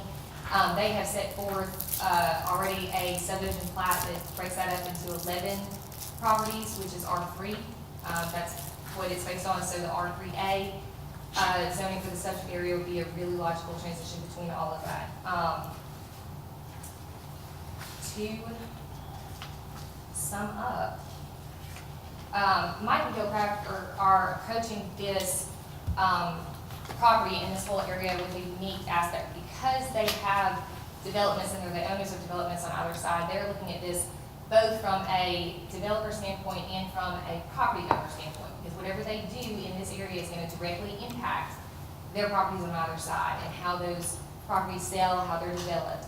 So when they're looking to develop this site, and why they didn't have any problem with the with the condition for the fence being put up right there, because they're really trying to stay in tune with the residents' needs in the area. They want to make sure that they're a good neighbor to the Bay Meadow subdivision as well as to the other subdivisions on the side. With that being said, we just ask that this property be rezoned to R3A, as it is kind of a continuation of the Cracker development, what they're trying to do on Garrett Road to build it up. With that, any questions? We'll take questions at the Okay. end. Thank you. At this time, is there anyone wishing to speak in opposition to this matter? Anyone wishing to speak for, against, or indifferent to this matter? Anyone wishing to speak? Anyone wishing to speak? And Ms. Jackson, you reserved a rebuttal. I don't think you have anything to rebut, though. No, I haven't. Discussion by the board. Alderman Mayor. Mayor, I move approval of the rezoning request RZ 16-03 with condition for Michael and Gail Cracker to rezone one parcel from R1 to R3A, parcel number 117C0003601. Motion has been made by Alderman Maynard to approve the rezoning request RZ 16-03 by Michael and Gail Cracker to rezone one parcel, lost my place, on the north side of Garrett Road, plus or minus 750 feet west of Old West Point Road from R1 to R3A, with parcel number 117-00-036.01. And there was one error I made in restating the motion, and that is that you made the motion to rezone with conditions. Alderman Maynard, is that your motion? Yes, the condition stated by the P and Z. The three conditions by planning and zoning, and then based on the criteria of a change in condition in the neighborhood and a public need for the proposed rezoning? Yes, there was just one condition by planning and zoning, right? There were Three three. conditions I have listed are no individual driveway curb cuts allowed on Garrett Road. Landscape buffer with dimensions stated in the city ordinance will be required along the northern property line. And then the third condition, a 6-foot solid fence along the northern property line adjacent to Southern Crossroad property, parcel 117-26001.02.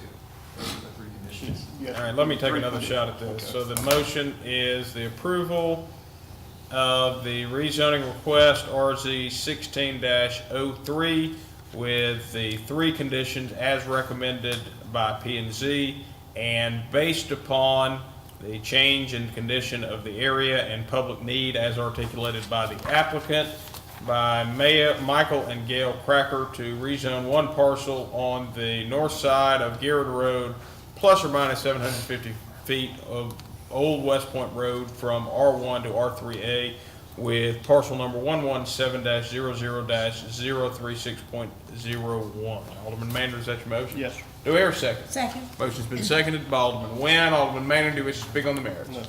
Any discussion, any discussion, any discussion? Seeing none, all those in favor, please signify by saying aye. Aye. All those opposed, please signify by saying nay. Motion clearly passes. The next matter on the agenda is the discussion and consideration of a conditional use request CU 1601 to operate a vehicular sales and service business. Mr. Sanders. The applicant, Acton Auto LLC, is requesting a conditional use to operate a vehicle sales and service business on two parcels zoned C1 neighborhood commercial. The two parcels are located at 915 Lewis Hill Street and are approximately a little over a half an acre. There is one existing vacant structure on the properties, and the other property is undeveloped. The applicant is proposing to use the existing structure as a sales office and the undeveloped property as a sales lot. Planning and Zoning Commission made a recommendation of approval 6-0 in favor on February 9, 2016, with one condition.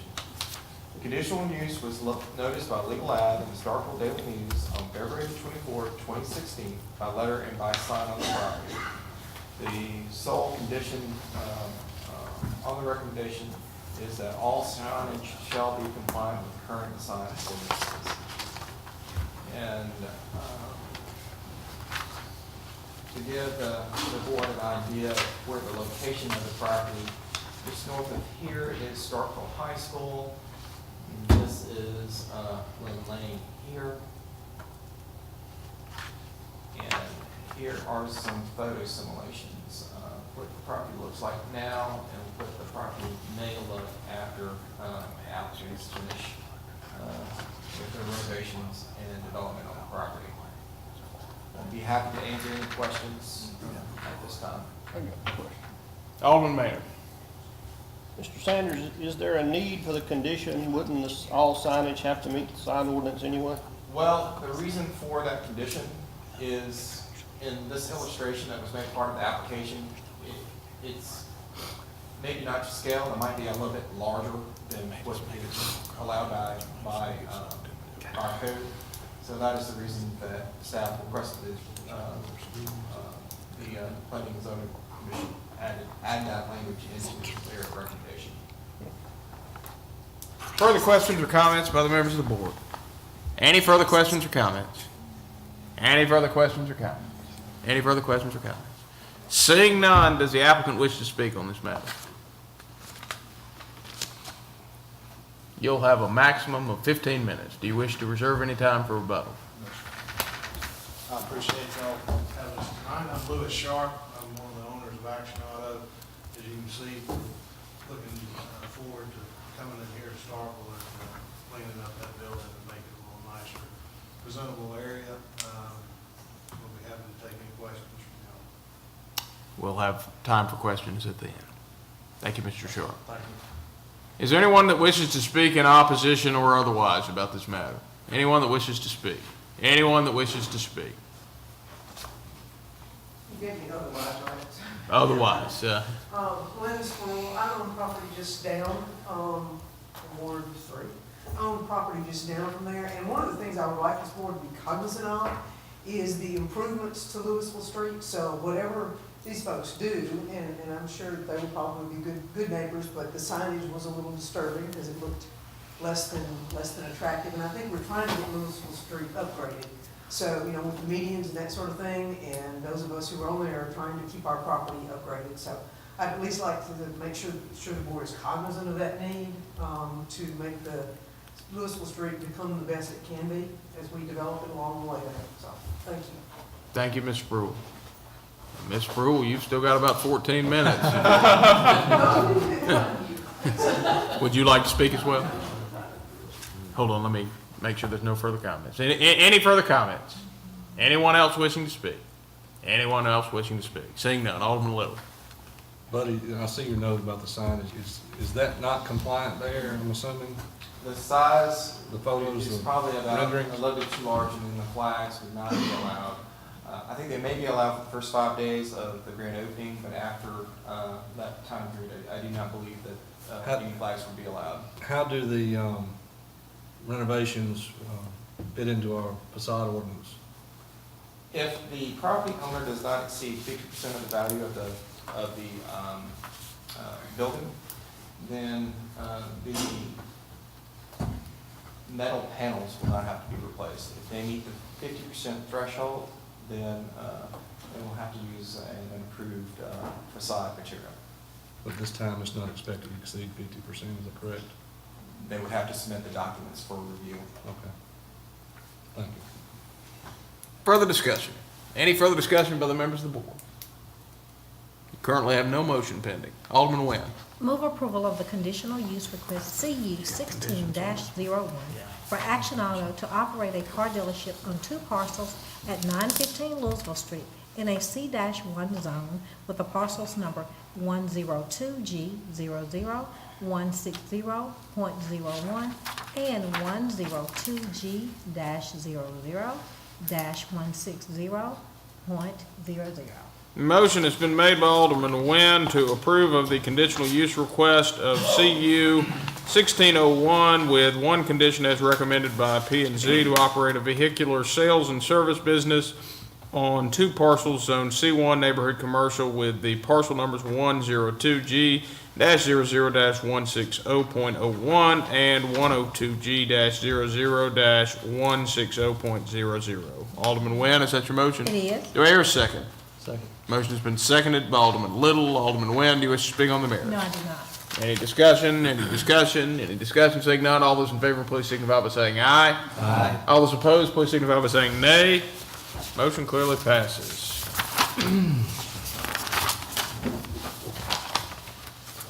The next matter on the agenda is a discussion and consideration of entering into contract negotiations for landfill engineering, environmental services, and regulatory permitting. Alderman Mayor.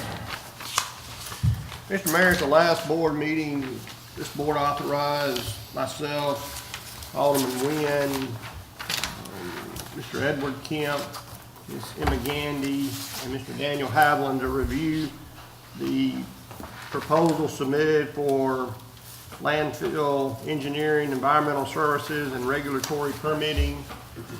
We reviewed the 3 proposals that were submitted. We met with and talked with 2 of the firms that had submitted the proposals. And with that, I would like to move to authorize the mayor and the city attorney to negotiate a contract with Neil Schaefer Engineering for landfill engineering, environmental services, and regulatory permitting as required by MDEQ and EPA. Alderman Maynard, I see you've reduced that motion to writing. Can you pass it to the city clerk? Motion has been read. It's been reduced to writing and placed with the clerk without objection. I will not ask for it to be reread. Seeing none, do I hear a second? Second. Motion has been seconded by Alderman Nguyen. Alderman Maynard, do you wish to speak on the merits? No. Any discussion? Any discussion? Any discussion? Seeing none, all those in favor, please signify by saying aye. Aye. All those opposed, please signify by saying nay. Motion clearly passes. Next matter before you is naming of 2 members to the Industrial Site Steering Committee. Several of you were in attendance last week at the presentation that was made by representatives from the Golden Triangle Development Link on 3 proposed options for an industrial site in Starkville. As most of you are aware, we currently do not have any adequate sites with adequate infrastructure and power to recruit major industry. A link has come to a fork in the road where there are a series of options that need to be evaluated before moving forward, and they have asked local stakeholders to create a steering committee that would consist of 2 members representing the city, 2 members representing Oktibbeha County, and 1 member representing the Oktibbeha County Economic Development Authority. Discussion. Mr. Mayor, Alderman Little. move approval of appointing Mayor Parker Wiseman and Alderman Jason Walker to the steering committee for the possible industrial site. Motion has been made by Alderman Little to appoint Alderman Jason Walker and Mayor Parker Wiseman to the Industrial Site Steering Committee. Alderman Little, is that your motion? It is. Do I hear a second? Second. Motion has been seconded by Alderman Maynard. Alderman Little, do you wish to speak on the merits? No, sir. Any discussion? Alderman Carver. I'll be voting against this, and the main reason is we went to that meeting, and Joe Max Higgins says that, you know, sometimes the boards and commissions don't operate at the speed necessary to get some of these major developments done, and I think that in that, I just disagree with that comment as a whole. I think this motion and what he's trying to do will pretty much circumvent, you know, any kind of authoritative representation that this board has. I mean, I don't think by us having to vote on each and everything that comes through, especially, you know, the first project he presented was a $30 million project, and letting, you know, more or less 5 or 6 people have the authority on those type of projects is not what was intended by this local government. And so with that, I'll just be voting against it. I don't like the structure of it. I think that this type of development needs full board representation, not just 2 people, not the 2 people that are listed there. Just, I don't agree with what he's done. He seems to think that maybe when he has to come up here, it takes another additional 2 weeks, but that's not true. We can have a special call for something that's time sensitive, so I'll be voting against this. Thank you. And to be clear, the steering committee will have no authority. It would merely be used as a means of narrowing down options and providing a recommendation to the board. At such time, the board can react positively or negatively to that recommendation, or the board may wish to introduce a different variation of that recommendation.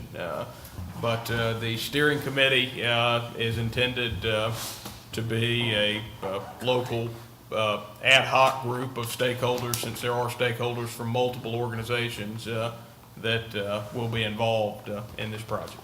Yes, I just don't agree with it again, because giving 2 people representation from a group of actually 7 or 8 or more.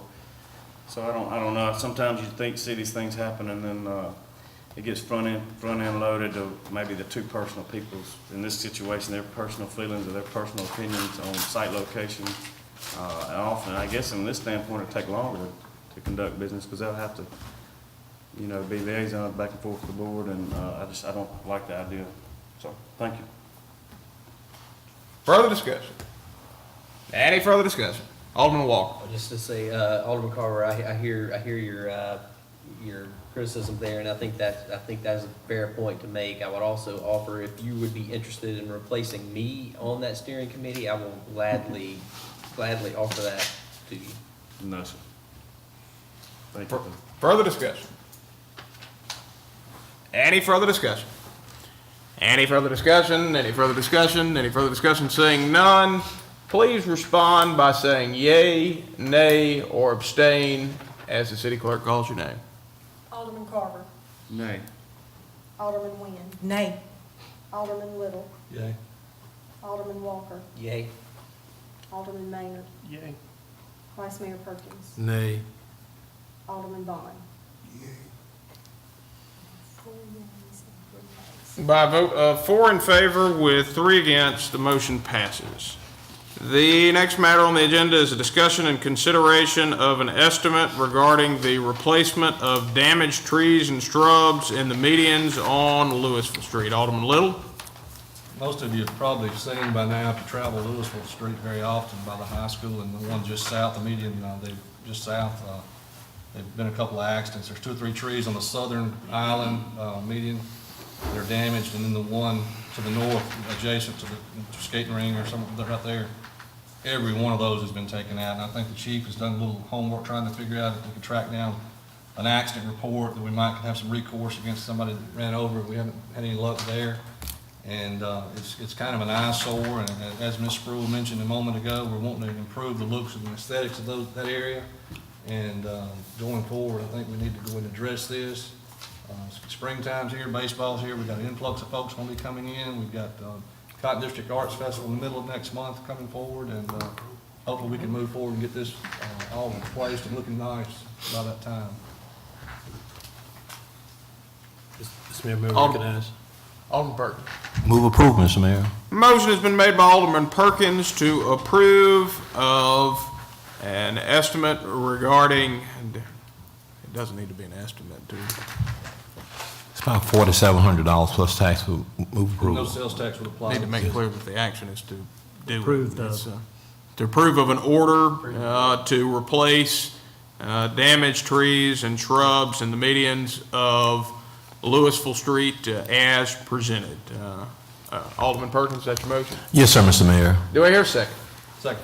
Motion has been seconded by Alderman Little. Alderman Perkins, do you wish to speak on the merits? No, sir. Discussion. Alderman Carver. Sounds like a good volunteer project for our landscape architect students. Maybe so, I might get the folks in here today to potentially do it. And I will say that the company that's the bid to do this is actively involved in this and is donating equipment and material and people for this event, so being a good community company. Further discussion? Any further discussion? Any further discussion? Any further discussion? Seeing none, all those in favor, please signify by saying aye. Aye. All those opposed, please signify by saying nay. Motion clearly passes. The next matter on the agenda is the discussion and consideration of an appointment to, motion has been made by Alderman Walker to appoint, I don't have the packet pulled up. What is the name of the gentleman? Jerry Jefferson. To appoint Jerry Jefferson to the Transportation Commission. Alderman Walker, is that your motion? Yes, sir. Do I hear a second? Second. Motion has been seconded by Alderman Nguyen. Alderman Walker, do you wish to speak on the merits? No. Any further discussion? Alderman Nguyen. That is an appointment.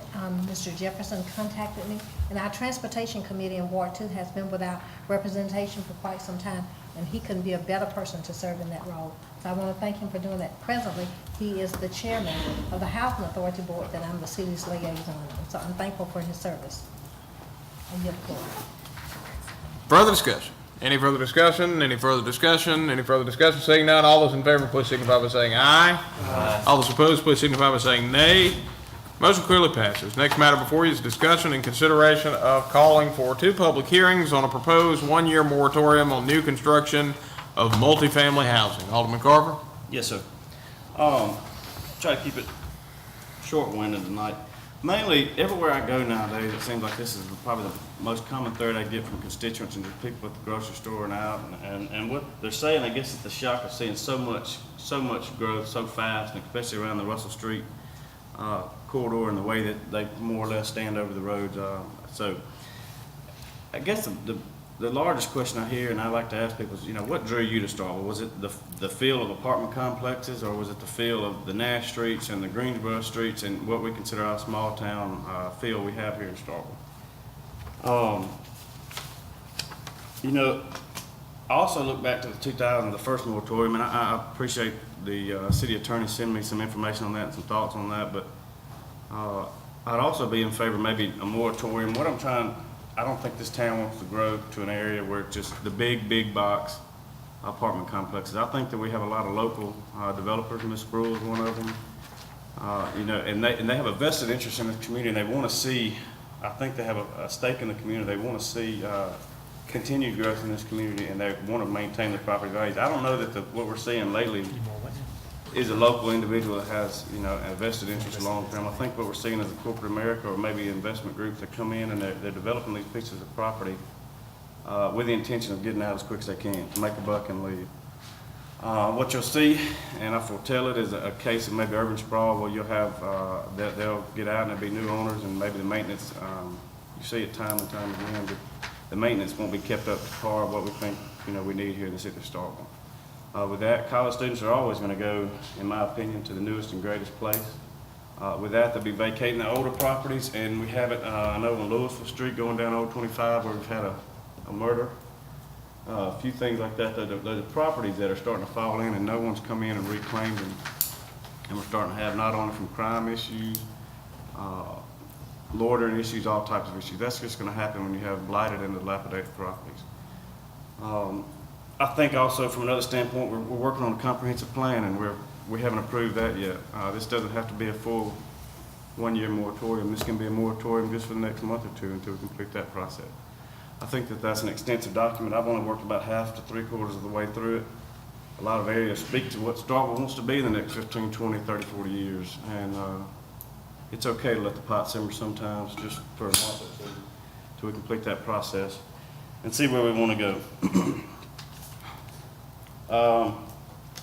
I may say this, you made a statement in the paper that it would more or less halt that construction boom. I don't think it would halt it completely. I agree with that somewhat. It would halt, the big, massive apartment complexes that this would affect, but it wouldn't affect the type of growth I want to see, which is residential, single-family homes and things that we've approved tonight.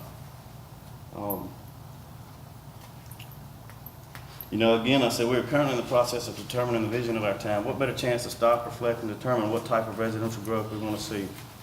Once you build a building, you can't ever go back and tear it down, not in our lifetime. It'll take 40, 50, 60 years sometimes before they're so run down, that you'll get in there and remodel them and retake them back over. This moratorium would be a lot more important than I think we realize. I think it sets the tone for the future of this town and where we want to be and where we want to grow. What's the proposed downside of this moratorium? It's probably a loss of tax dollars temporarily, but I think that it's okay to lose a couple tax dollars for a month or two to a year if you're recreating and rebranding yourself as what you want to set. And where do your kids want to live? Do you want to have your children and your grandkids? Do you want to have them in a town that's lost its feel as the Mississippi college town, or do you want to have it, do you want more Nash streets in Greensboro district? Or do you want more areas around the Blackjack roundabout? I mean, that's kind of what we're battling here tonight. I think it's a lot more important than what we realize it is. So I challenge everybody to ride up and down Russell Street, and I voted for some of those projects, and maybe to realize where we want to go, and there's nothing wrong with those projects as they sit now, but at what point can you stop and halt them and ask yourself if that's what you want.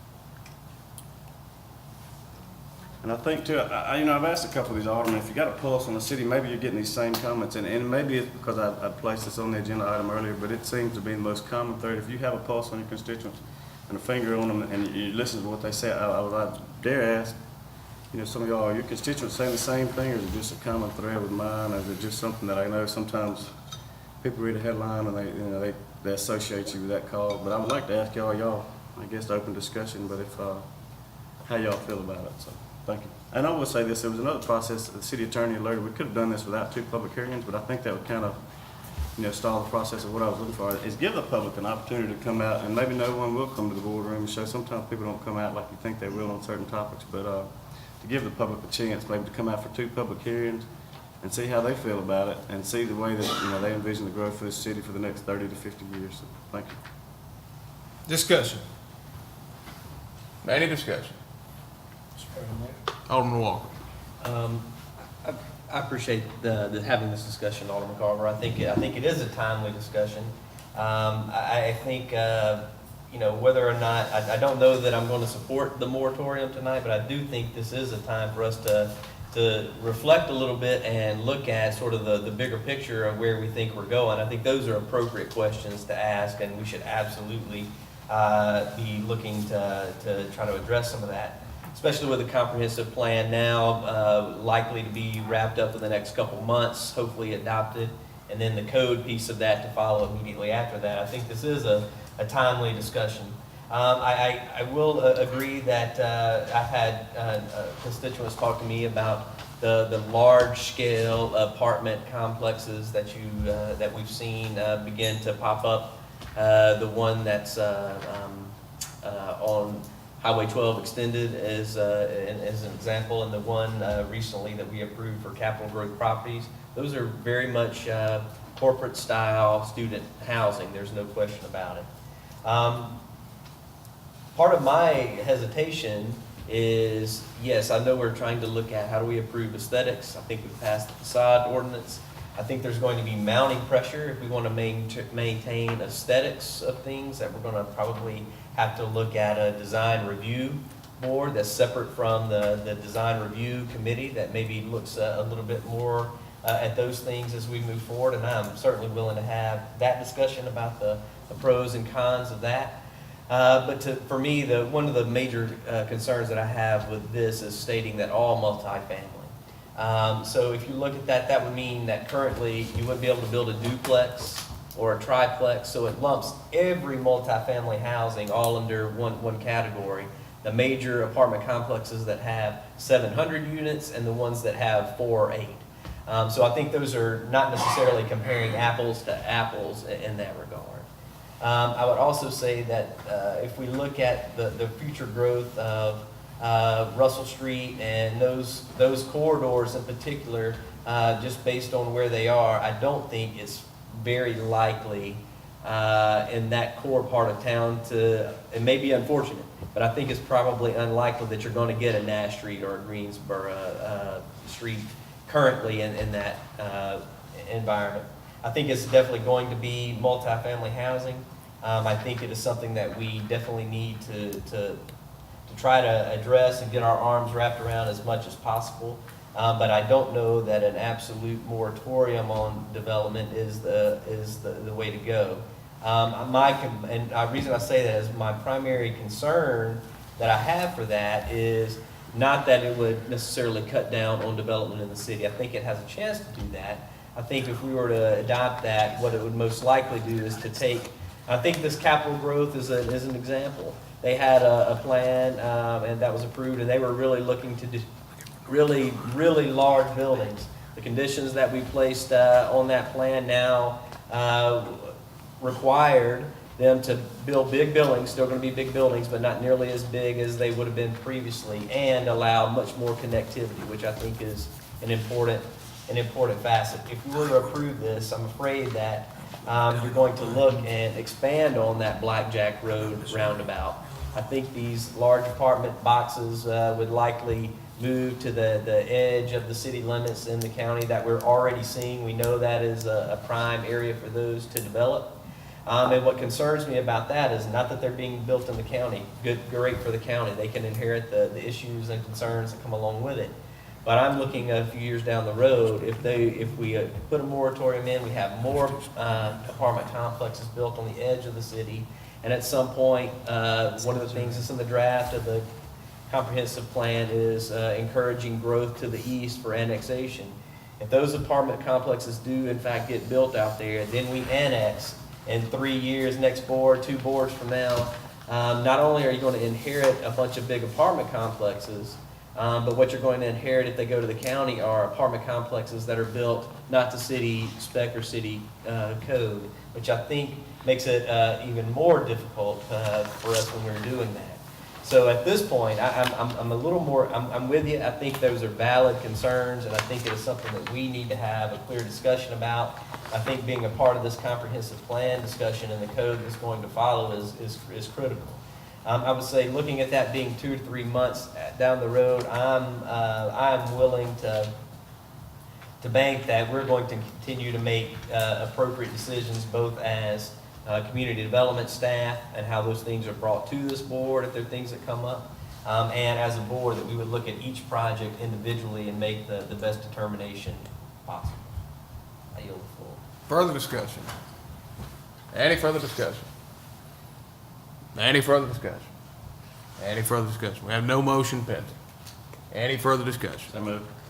All right, motion has been made by Alderman Carver to call for 2 public hearings on a proposed 1-year moratorium on new construction of multifamily housing. Do I hear a second? Do I hear a second? Do I hear a second? Do I hear a second? Motion dies for lack of a second. The next matter on the agenda is a request for approval for, motion has been made by Alderman Carver to approve of a lease agreement between the City of Starkville and, all right. We'll give Alderman Maynard a moment to exit the room. Motion has been made by Alderman Carver to approve of a lease agreement between the City of Starkville, Mississippi and Matt Oakley as presented. Alderman Carver, is that your motion? Yes. Do I hear a second? Second. Motion has been seconded by Alderman Little. Alderman Carver, do you wish to speak on the merits? No. Discussion. Any discussion? Any discussion? Any discussion? Seeing none, all those in favor, please signify by saying aye. Aye. All those opposed, please signify by saying nay. Motion clearly passes.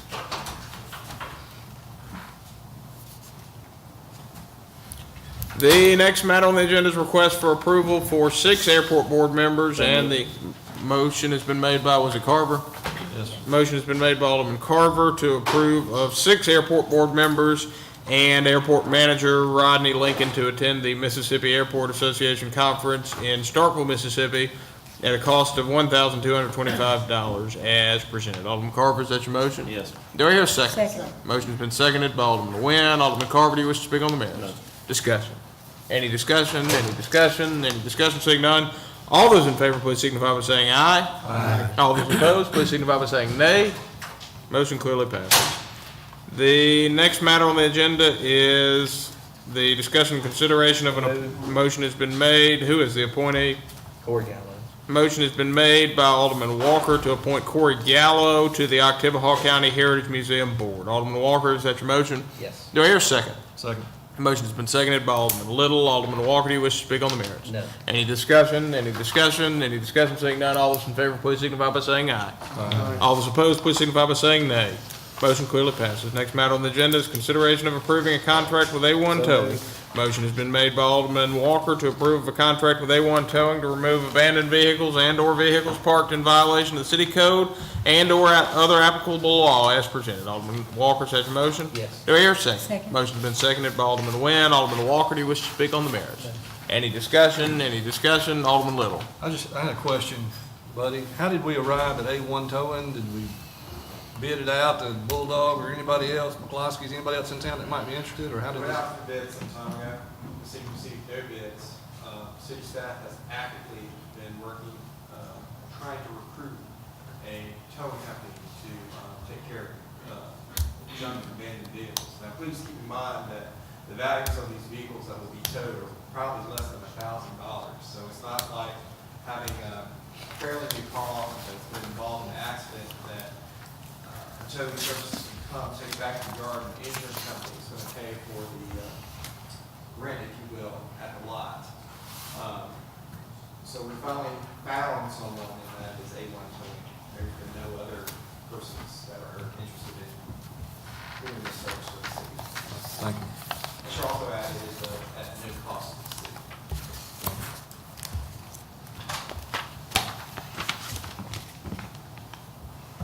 Further discussion? Any further discussion? Any further discussion? I do have a motion, don't I? Any further discussion? Any further discussion? Seeing none, all those in favor, please signify by saying aye. Aye. All those opposed, please signify by saying nay. Motion clearly passes. Next matter on the agenda is discussion and consideration.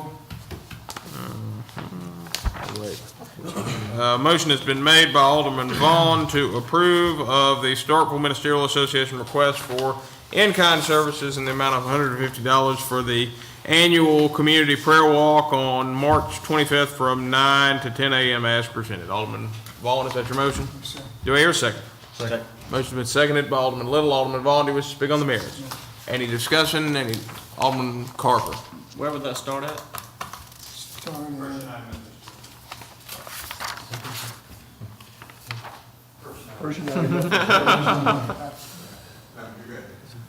Alderman Little. Mr. Artiga, I appreciate your patience here tonight and moving this forward on Good Friday. And I apologize that you've had to sit here. That was easily a consentable item. We could have got you out of here for about 3 hours ago. And I apologize on behalf of the board. Further discussion? Mr. Sanders. I've just noticed an error that staff has made. The police department's submitted a cost estimate of $300, and we had listed $150 on the cover sheet. So is it 300 total or is it 450? 300. All right, somebody want to make a motion to amend? Amen. Motion has been made to amend by Alderman Vaughn. I'm going to take this one without objection. Without objection, the motion has been amended to change the amount of in-kind services from $150 to $300. Further discussion? Any further discussion? Any further discussion? Any further discussion? Seeing none, all those in favor, please signify by saying aye. Aye. All those opposed, please signify by saying nay. Motion clearly passes. Next matter on the agenda is a discussion. I'm sorry, I didn't know when I was, Oh, yes, sir. Please go ahead. since I put in the time. Absolutely. You take as much time as you want. No, I don't like talking in front of the public. I just want to say on behalf of the Starkville Ministerial Association, thank you to the city for allowing us to do this the last 2 years. I think it's been a great success for the city, and especially thanks to the police department for kind of their leading us through, keeping everyone safe, and make sure we don't stop the traffic too long. I think it is great for the city, and just want to say thank you, and hopefully we can continue to do this for a long time. It starts at what time? At 9 a.m. and we'll be done by about 10. Thank you. The next matter on the agenda is a discussion and consideration of a request by the Starkville School District. Motion has been made by Alderman Walker to approve a request by the Starkville School District Emerson Family School to hang banners for child abuse prevention as presented. Alderman Walker, is that your motion? Yes. Do we hear a second? Second. Motion has been seconded by Alderman Maynard. Alderman Walker, do you wish to speak on the merits? No. Any discussion? Any discussion? Any discussion? Seeing none, all those in favor, please signify by saying aye. Aye. All those opposed, please signify by saying nay. Motion clearly passes. Next matter on the agenda is a request for approval to, motion has been made by Alderman Vaughn to approve of allowing Court Administrator Tony Rook to attend mandatory continuing education training in Biloxi, Mississippi from April 26, 2016 through April 28, 2016, as required by the Mississippi Judicial College and Administrative Offices of the courts at no cost to the city as presented. Alderman Vaughn, is that your motion? Yes, sir. Do I hear a second? Second. Motion's been seconded by Alderman Maynard. Alderman Vaughn, do you wish to speak on the merits? No, sir. Any discussion? Any discussion? Any discussion? Seeing none, all those in favor, please signify by saying aye. Aye. All those opposed, please signify by saying nay.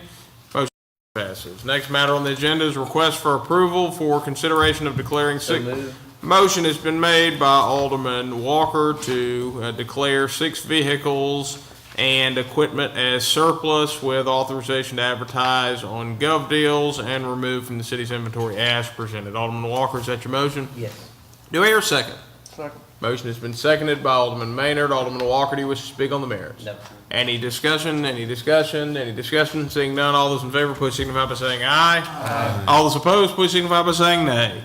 Motion clearly passes. Next matter on the agenda is request for approval to accept the low quote from, motion has been made by Alderman Vaughn to accept the low quote from Stidham Construction in the amount of $15,974, the base bid for Montgomery Street Sidewalk Improvement Project as presented. Alderman Vaughn, is that your motion?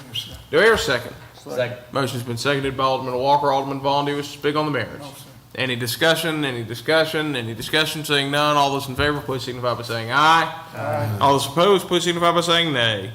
Motion clearly passes. Next matter on the agenda is motion has been made by Alderman Vaughn to approve of the city engineer Edward Kemp to attend the Association of Floodplain Managers and Mississippi Spring Conference in Natchez, Mississippi, May 9th through 11th, 2016, in order to acquire the necessary certified floodplain manager, CFM, continuing education credits required to maintain the city of Starkville's status in the community rating system, CRS, requesting advanced travel not to exceed $1,225 as presented. Alderman Vaughn, is that your motion? Do I hear a second? Second. Motion has been seconded by Alderman Walker. Alderman Vaughn, do you wish to speak on the merits? Any discussion, any discussion, any discussion? Seeing none, all those in favor, please signify by saying aye. Aye. All those opposed, please signify by saying nay. Motion clearly passes. The next matter on the agenda is request for approval of the City of Starkville claims docket. Motion has been made by Alderman Walker to approve the City of Starkville claims docket for all departments, including the Starkville Utilities Department, as of March 9, 2016, for fiscal year ending September 30, 2016, as presented with the exception of the change that was made in the agenda. Alderman Walker, is that your motion? Yes. Do I hear a second? Second. Motion has been seconded by Alderman Maynard. Alderman Walker, do you wish to speak on the merits? No. Any discussion, any discussion, any discussion? Seeing none, all those in favor, please signify by saying aye. Aye. All those opposed, please signify by saying nay. Nay. All right, I have 5 in favor with 2 against, with Perkins and Vaughn being the 2 against. The next matter on the agenda is the discussion and approval of a payment in the amount of $12,500 to the GTR link. Yeah. And let me just say, at the outset of this discussion, this is our quarterly payment to the link. This is a contractual obligation. So should you not make this payment, we would be in breach of contract. Discussion. Alderman Carver. From a housekeeping standpoint, I was wondering why it was drawn out from the claims docket. I don't know. Alderman Nguyen, do you wish to speak to that? I did that to allow me the opportunity to vote on it or not to vote on it. Will we be doing this every time, every quarter? Perhaps. Further discussion. So moved. Alderman Maynard has made a motion to approve of the payment in the amount of $12,500 to the Golden Triangle link, development link. Alderman Maynard, is that your motion? Yes, sir. Do I hear a second? Second. Motion has been seconded by Alderman Walker. Alderman Maynard, do you wish to speak on the merits? Yes, sir. Any discussion, any discussion, any discussion? Seeing none, please answer yea, nay, or abstain as the city clerk calls your name. Alderman Carver. We'll go that way. Oh, okay. Alderman Vaughn. Yay. Vice Mayor Perkins. Nay. Alderman Maynard. Yay. Alderman Walker. Yay. Alderman Little. Yay. Alderman Nguyen. Nay. Alderman Carver. Yay. 5-2. By a vote of 5 in favor with 2 against, this motion passes. The next matter on the agenda is a request for, motion has been made by Alderman Carver to approve of the February 2016 financial statements for the city of Starkville, Mississippi as presented. Alderman Carver, is that your motion? Yes, sir. Do I hear a second? Second. Motion has been seconded by Alderman Little. Alderman Carver, do you wish to speak on the merits? No, sir. Any discussion? Alderman Maynard. Mayor, You got genuine.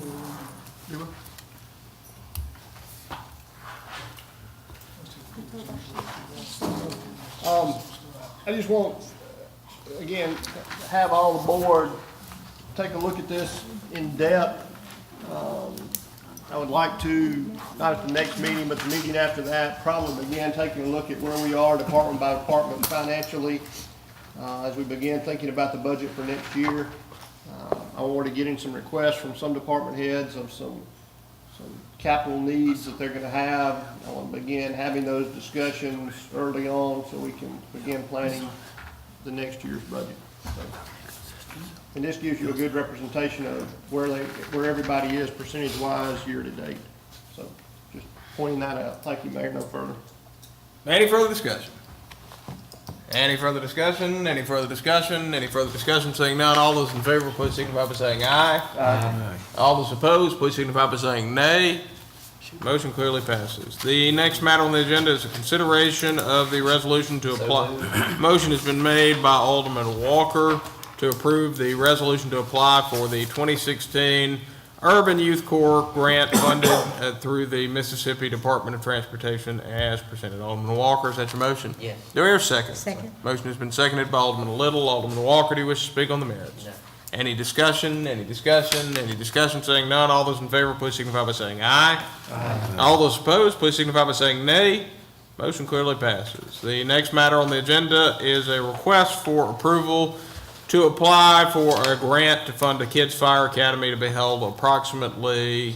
Motion has been made by Alderman Maynard to approve of applying for a grant to fund a kids' fire academy to be held approximately July 18th through 22nd, 2016, as presented. Alderman Maynard, is that your motion? Yes, sir. Do I hear a second?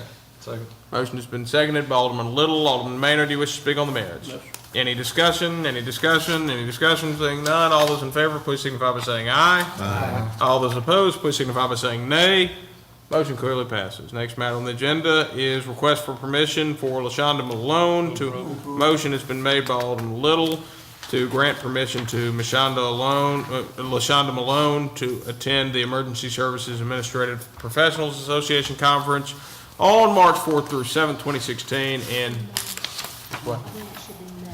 On May, oh yes, I think that would be right. On May 4th through 7th, 2016 in Bay St. Louis, Mississippi with advanced travel not to exceed $1,000 as presented. Alderman Little, is that your motion? Yes, sir. Do I hear a second?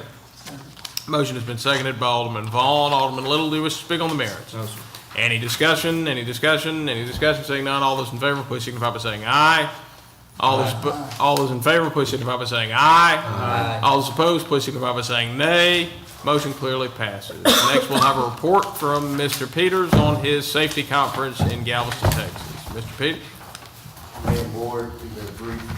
It's been spent. First, I want to thank you for allowing me to go to the conference. Everything basically is in the packet, what we want to do when we come back. One of the main things we do want to look at is our tree safety. You know, we have been too low, and so with baseball season coming up, I've noticed a lot of trees that we're going to have to come to the board to get permission to do some stuff with. After that, we want to look at our playground surfacing, and then our ADA. We are, our ADA, we need to get a little more up to date on our ADA from a plan, because we're not there. I know we went to the comprehensive plan, and I talked with Chief Peterson, who he and I want to get together with me on some things that he would like to see done with this plan. I know we're looking at ballparks and things like that, but we have to keep in mind about the dog park and other play structures that really need some attention to. If structures are over 25 years old, they need some very much attention to, which that appears to 90% of what we have. You know, we've been patching and patching and patching, and I don't care how much makeup you put on the skunk, it still has a skunk. I don't think he'll go with him. Thank you, Ms. Peters. Questions or comments for Mr. Peters? Any questions or comments from the members of the board? Any questions or comments? Thank you, Mr. Peters. Thank you. The next matter on the agenda is a request for approval to hire Corey Bell. Motion has been made by Alderman Little to hire Corey Bell, Dallas Miles, and Marcus Smith to fill the vacant positions of laborer in the Sanitation and Environmental Services Department, subject to a one-year probationary period as presented. Alderman Little, is that your motion? Yes, sir. Do I hear a second? Second. Motion has been seconded by Alderman Walker. Alderman Little, do you wish to speak on the merits? No, sir. Any discussion? Any discussion? Any discussion? Seeing none, all those in favor, please signify by saying aye. Aye. All those opposed, please signify by saying nay. Motion clearly passes. Next matter on the agenda is a Request for approval. Motion has been made by Alderman Vaughn to approve of the hire of Calvin Edmonds and Jamal Jones to fill the vacant positions of Operator 1 in the Landscape Division of Sanitation and Environmental Services Department, subject to a 1-year probationary period as presented. Alderman Vaughn, is that your motion? Yes, sir. Do I hear a second? Second. Motion has been seconded by Alderman Little. Alderman Vaughn, do you wish to speak on the merits? No, sir. Any discussion, any discussion, any discussion? Seeing none, all those in favor, please signify by saying aye. Aye. All those opposed, please signify by saying nay. Motion clearly passes. Next matter on the agenda is a request for motion has been made by Alderman Vaughn to hire Carlton Patrick to fill the vacant position of street sweeper in the Sanitation and Environmental Services Department, subject to a 6-month probationary period as presented. Alderman Vaughn, is that your motion? Yes, sir. Do I hear a second? Second. Motion has been seconded by Alderman Maynard. Alderman Vaughn, do you wish to speak on the merits? Any discussion, any discussion, any discussion? Seeing none, all those in favor, please signify by saying aye. Aye. All those opposed, please signify by saying nay. Motion clearly passes. Next matter on the agenda is a request. Motion has been made by Alderman Vaughn to approve the hire of Kenesha Hendricks to fill the vacant position of deputy clerk payroll, subject to 6-month probationary period as presented. Alderman Vaughn, is that your motion? Yes, sir. Do I hear a second? Second. Motion has been seconded by Alderman Nguyen. Alderman Vaughn, you wish to speak on the merits? Yes, sir. Hold on. She already worked for you, right? Yes, sir. Any further discussion? Any further discussion? Any further discussion? Seeing none, all those in favor, please signify by saying aye. Aye. All those opposed, please signify by saying nay. The next matter on the agenda Mayor, is... may I be recognized? You may. Mayor, I'd like to make a motion to amend the agenda to add the item to advertise in the city clerk's office, the accounts receivable clerk, which Ms. Hendricks is now vacating. Since we don't meet for 3 weeks, we wouldn't be able to do this, so I'd like to Motion has been made by Alderman Maynard to amend the agenda to add a new item 11I5 and otherwise reorder the agenda to add authorization of the advertisement of a new deputy, which deputy clerk is it? accounts receivable. Deputy clerk, accounts receivable. Alderman Second. Maynard said your motion. It's been Yes. seconded by Alderman Vaughn. All those in favor, please signify by saying aye. Aye. All those opposed, please signify by saying nay. We'll now move into discussion on that matter. Discussion. So moved. Motion has been made by Alderman Walker to approve of the hire of, or excuse me, to jumping ahead there, approve of the advertisement for the vacant position of deputy clerk, accounts payable, accounts receivable. Alderman Walker, is that your motion? Yes. Do I hear a second? Second.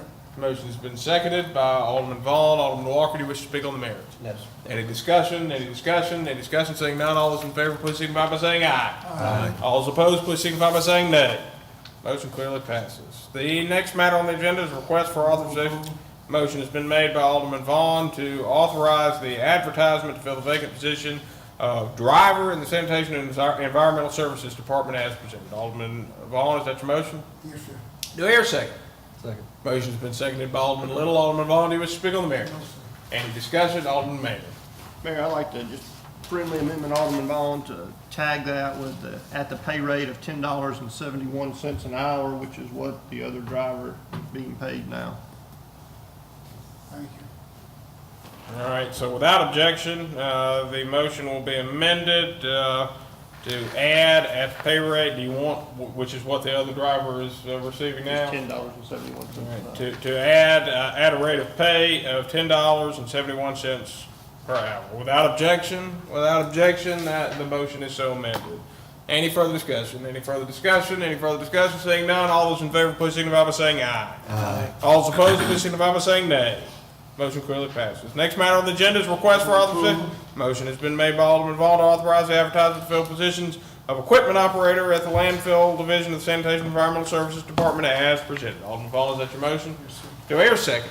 Second. Motion's been seconded by Alderman Little. Alderman Vaughn, do you wish to speak on the merits? No, sir. Any discussion? And Alderman Maynard. I'd like to tag that at $10.82 an hour. All right, Alderman Maynard has proposed amending the motion to add at a rate of pay of $10.82 an hour. Without objection? Any objection? Any objection? Saying none, the motion has been so amended. Any further discussion? Any further discussion? Any further discussion? Seeing none, all those in favor, please signify by saying aye. Aye. All those opposed, please signify by saying nay. Motion clearly passes. Next matter on the agenda is request for approval of the, motion has been made by Alderman Vaughn to approve of the temporary pay increase per personnel policy for Fire Department employee Jonathan Wade, who is assigned to fill the temporary position of acting lieutenant as presented. Alderman Vaughn, is that your motion? Yes, sir. Do I hear a second? Second. Motion's been seconded by Alderman Nguyen. Alderman Vaughn, do you wish to speak on the merits? Yes, sir. Do we have any more out of range like this that you use temporarily in these areas? No, sir, this happened because one of our captains, Captain Andy Shaw, hurt for the past 6 months, so one of the city policy moved to head on to the board. So we had two, both been here, actually, Jonathan Wade back in the team. Alderman Maynard. Chief, what percentage, or Stephanie, what percentage pay rate, what's that pay rate going to? The pay rate is going to, the temporary pay rate is going to $13.72, then 10%. 10%. Thank you very much. Any further discussion? Any further discussion? Any further discussion? Seeing none, all those in favor, please signify. Mayor, Alderman Nguyen. first of all, Mrs. Halbert and Chief Yarborough, thank you all so much for putting all of that detailed information into our board packets. I read it last night. Thank you so much. Any further discussion? Any further discussion? Any further discussion? Seeing none, all those in favor, please signify by saying aye. Aye. All those opposed, please signify by saying nay. Motion clearly passes.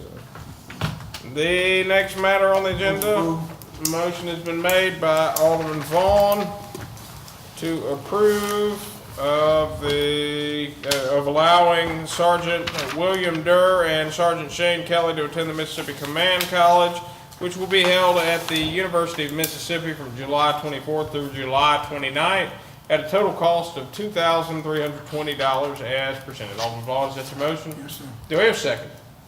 Second. Motion's been seconded by Alderman Maynard. Alderman Vaughn, do you wish to speak on the merits? No, sir. Any discussion? Any discussion? Any discussion? Seeing none, all those in favor, please signify by saying aye. Aye. All those opposed, please signify by saying nay. Motion clearly passes. Next matter on the agenda is a discussion.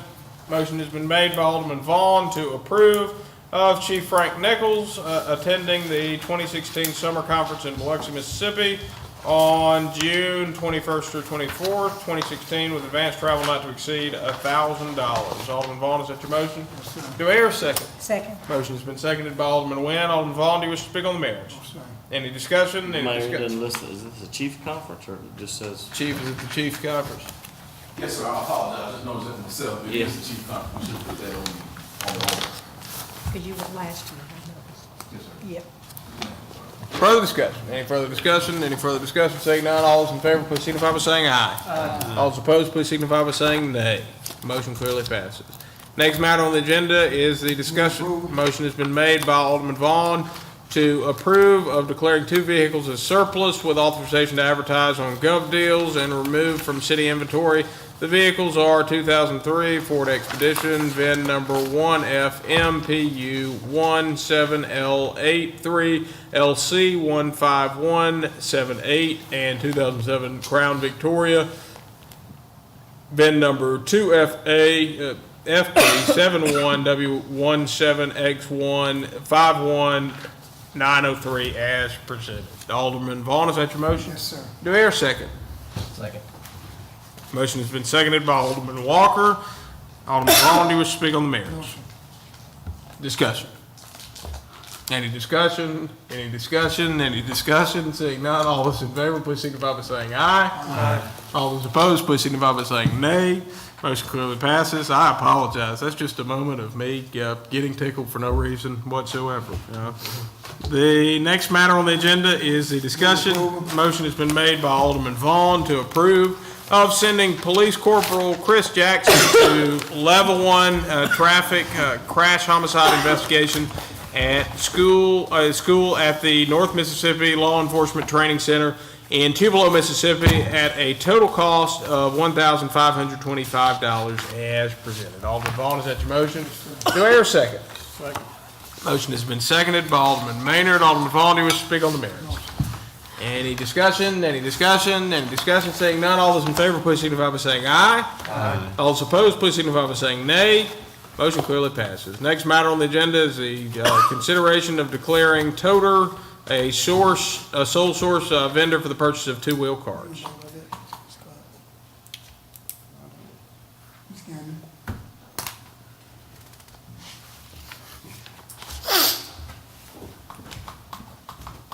Explain this to us, please.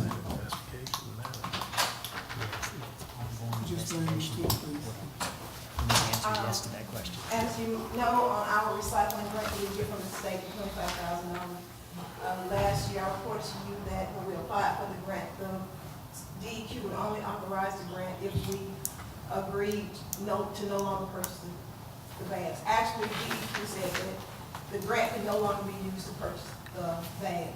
And the mayor and I have been talking since we got that information and decided, you know, the best thing to do if we were going to continue to recycle would be to go to the carts.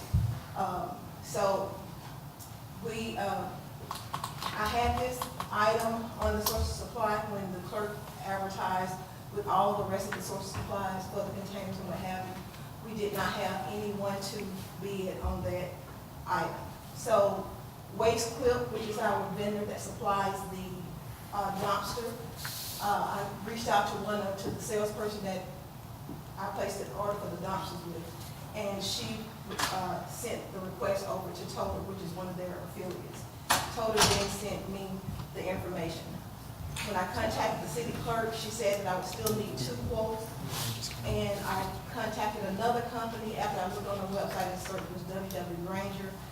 That information is in there. They came back with not their size containers that we were looking for, because the concern was to make sure that we had containers that everyone could use. So from the 96, and then a smaller version of the 64, and then a smaller of the 32. Granger did not offer those. They offered 50, and if you can see on those emails, they were twice the amount of what Total quoted us. Mr. Mayor, might be recognized. You may. Mr. Attorney, is this an item that you had recommended to be pulled from the agenda? No, we bifurcated these two. This is just recognizing Toter as a sole source, and Okay. then the contract will come forward in April once it's negotiated. So basically, attorneys, I understand it then that this is a prerequisite.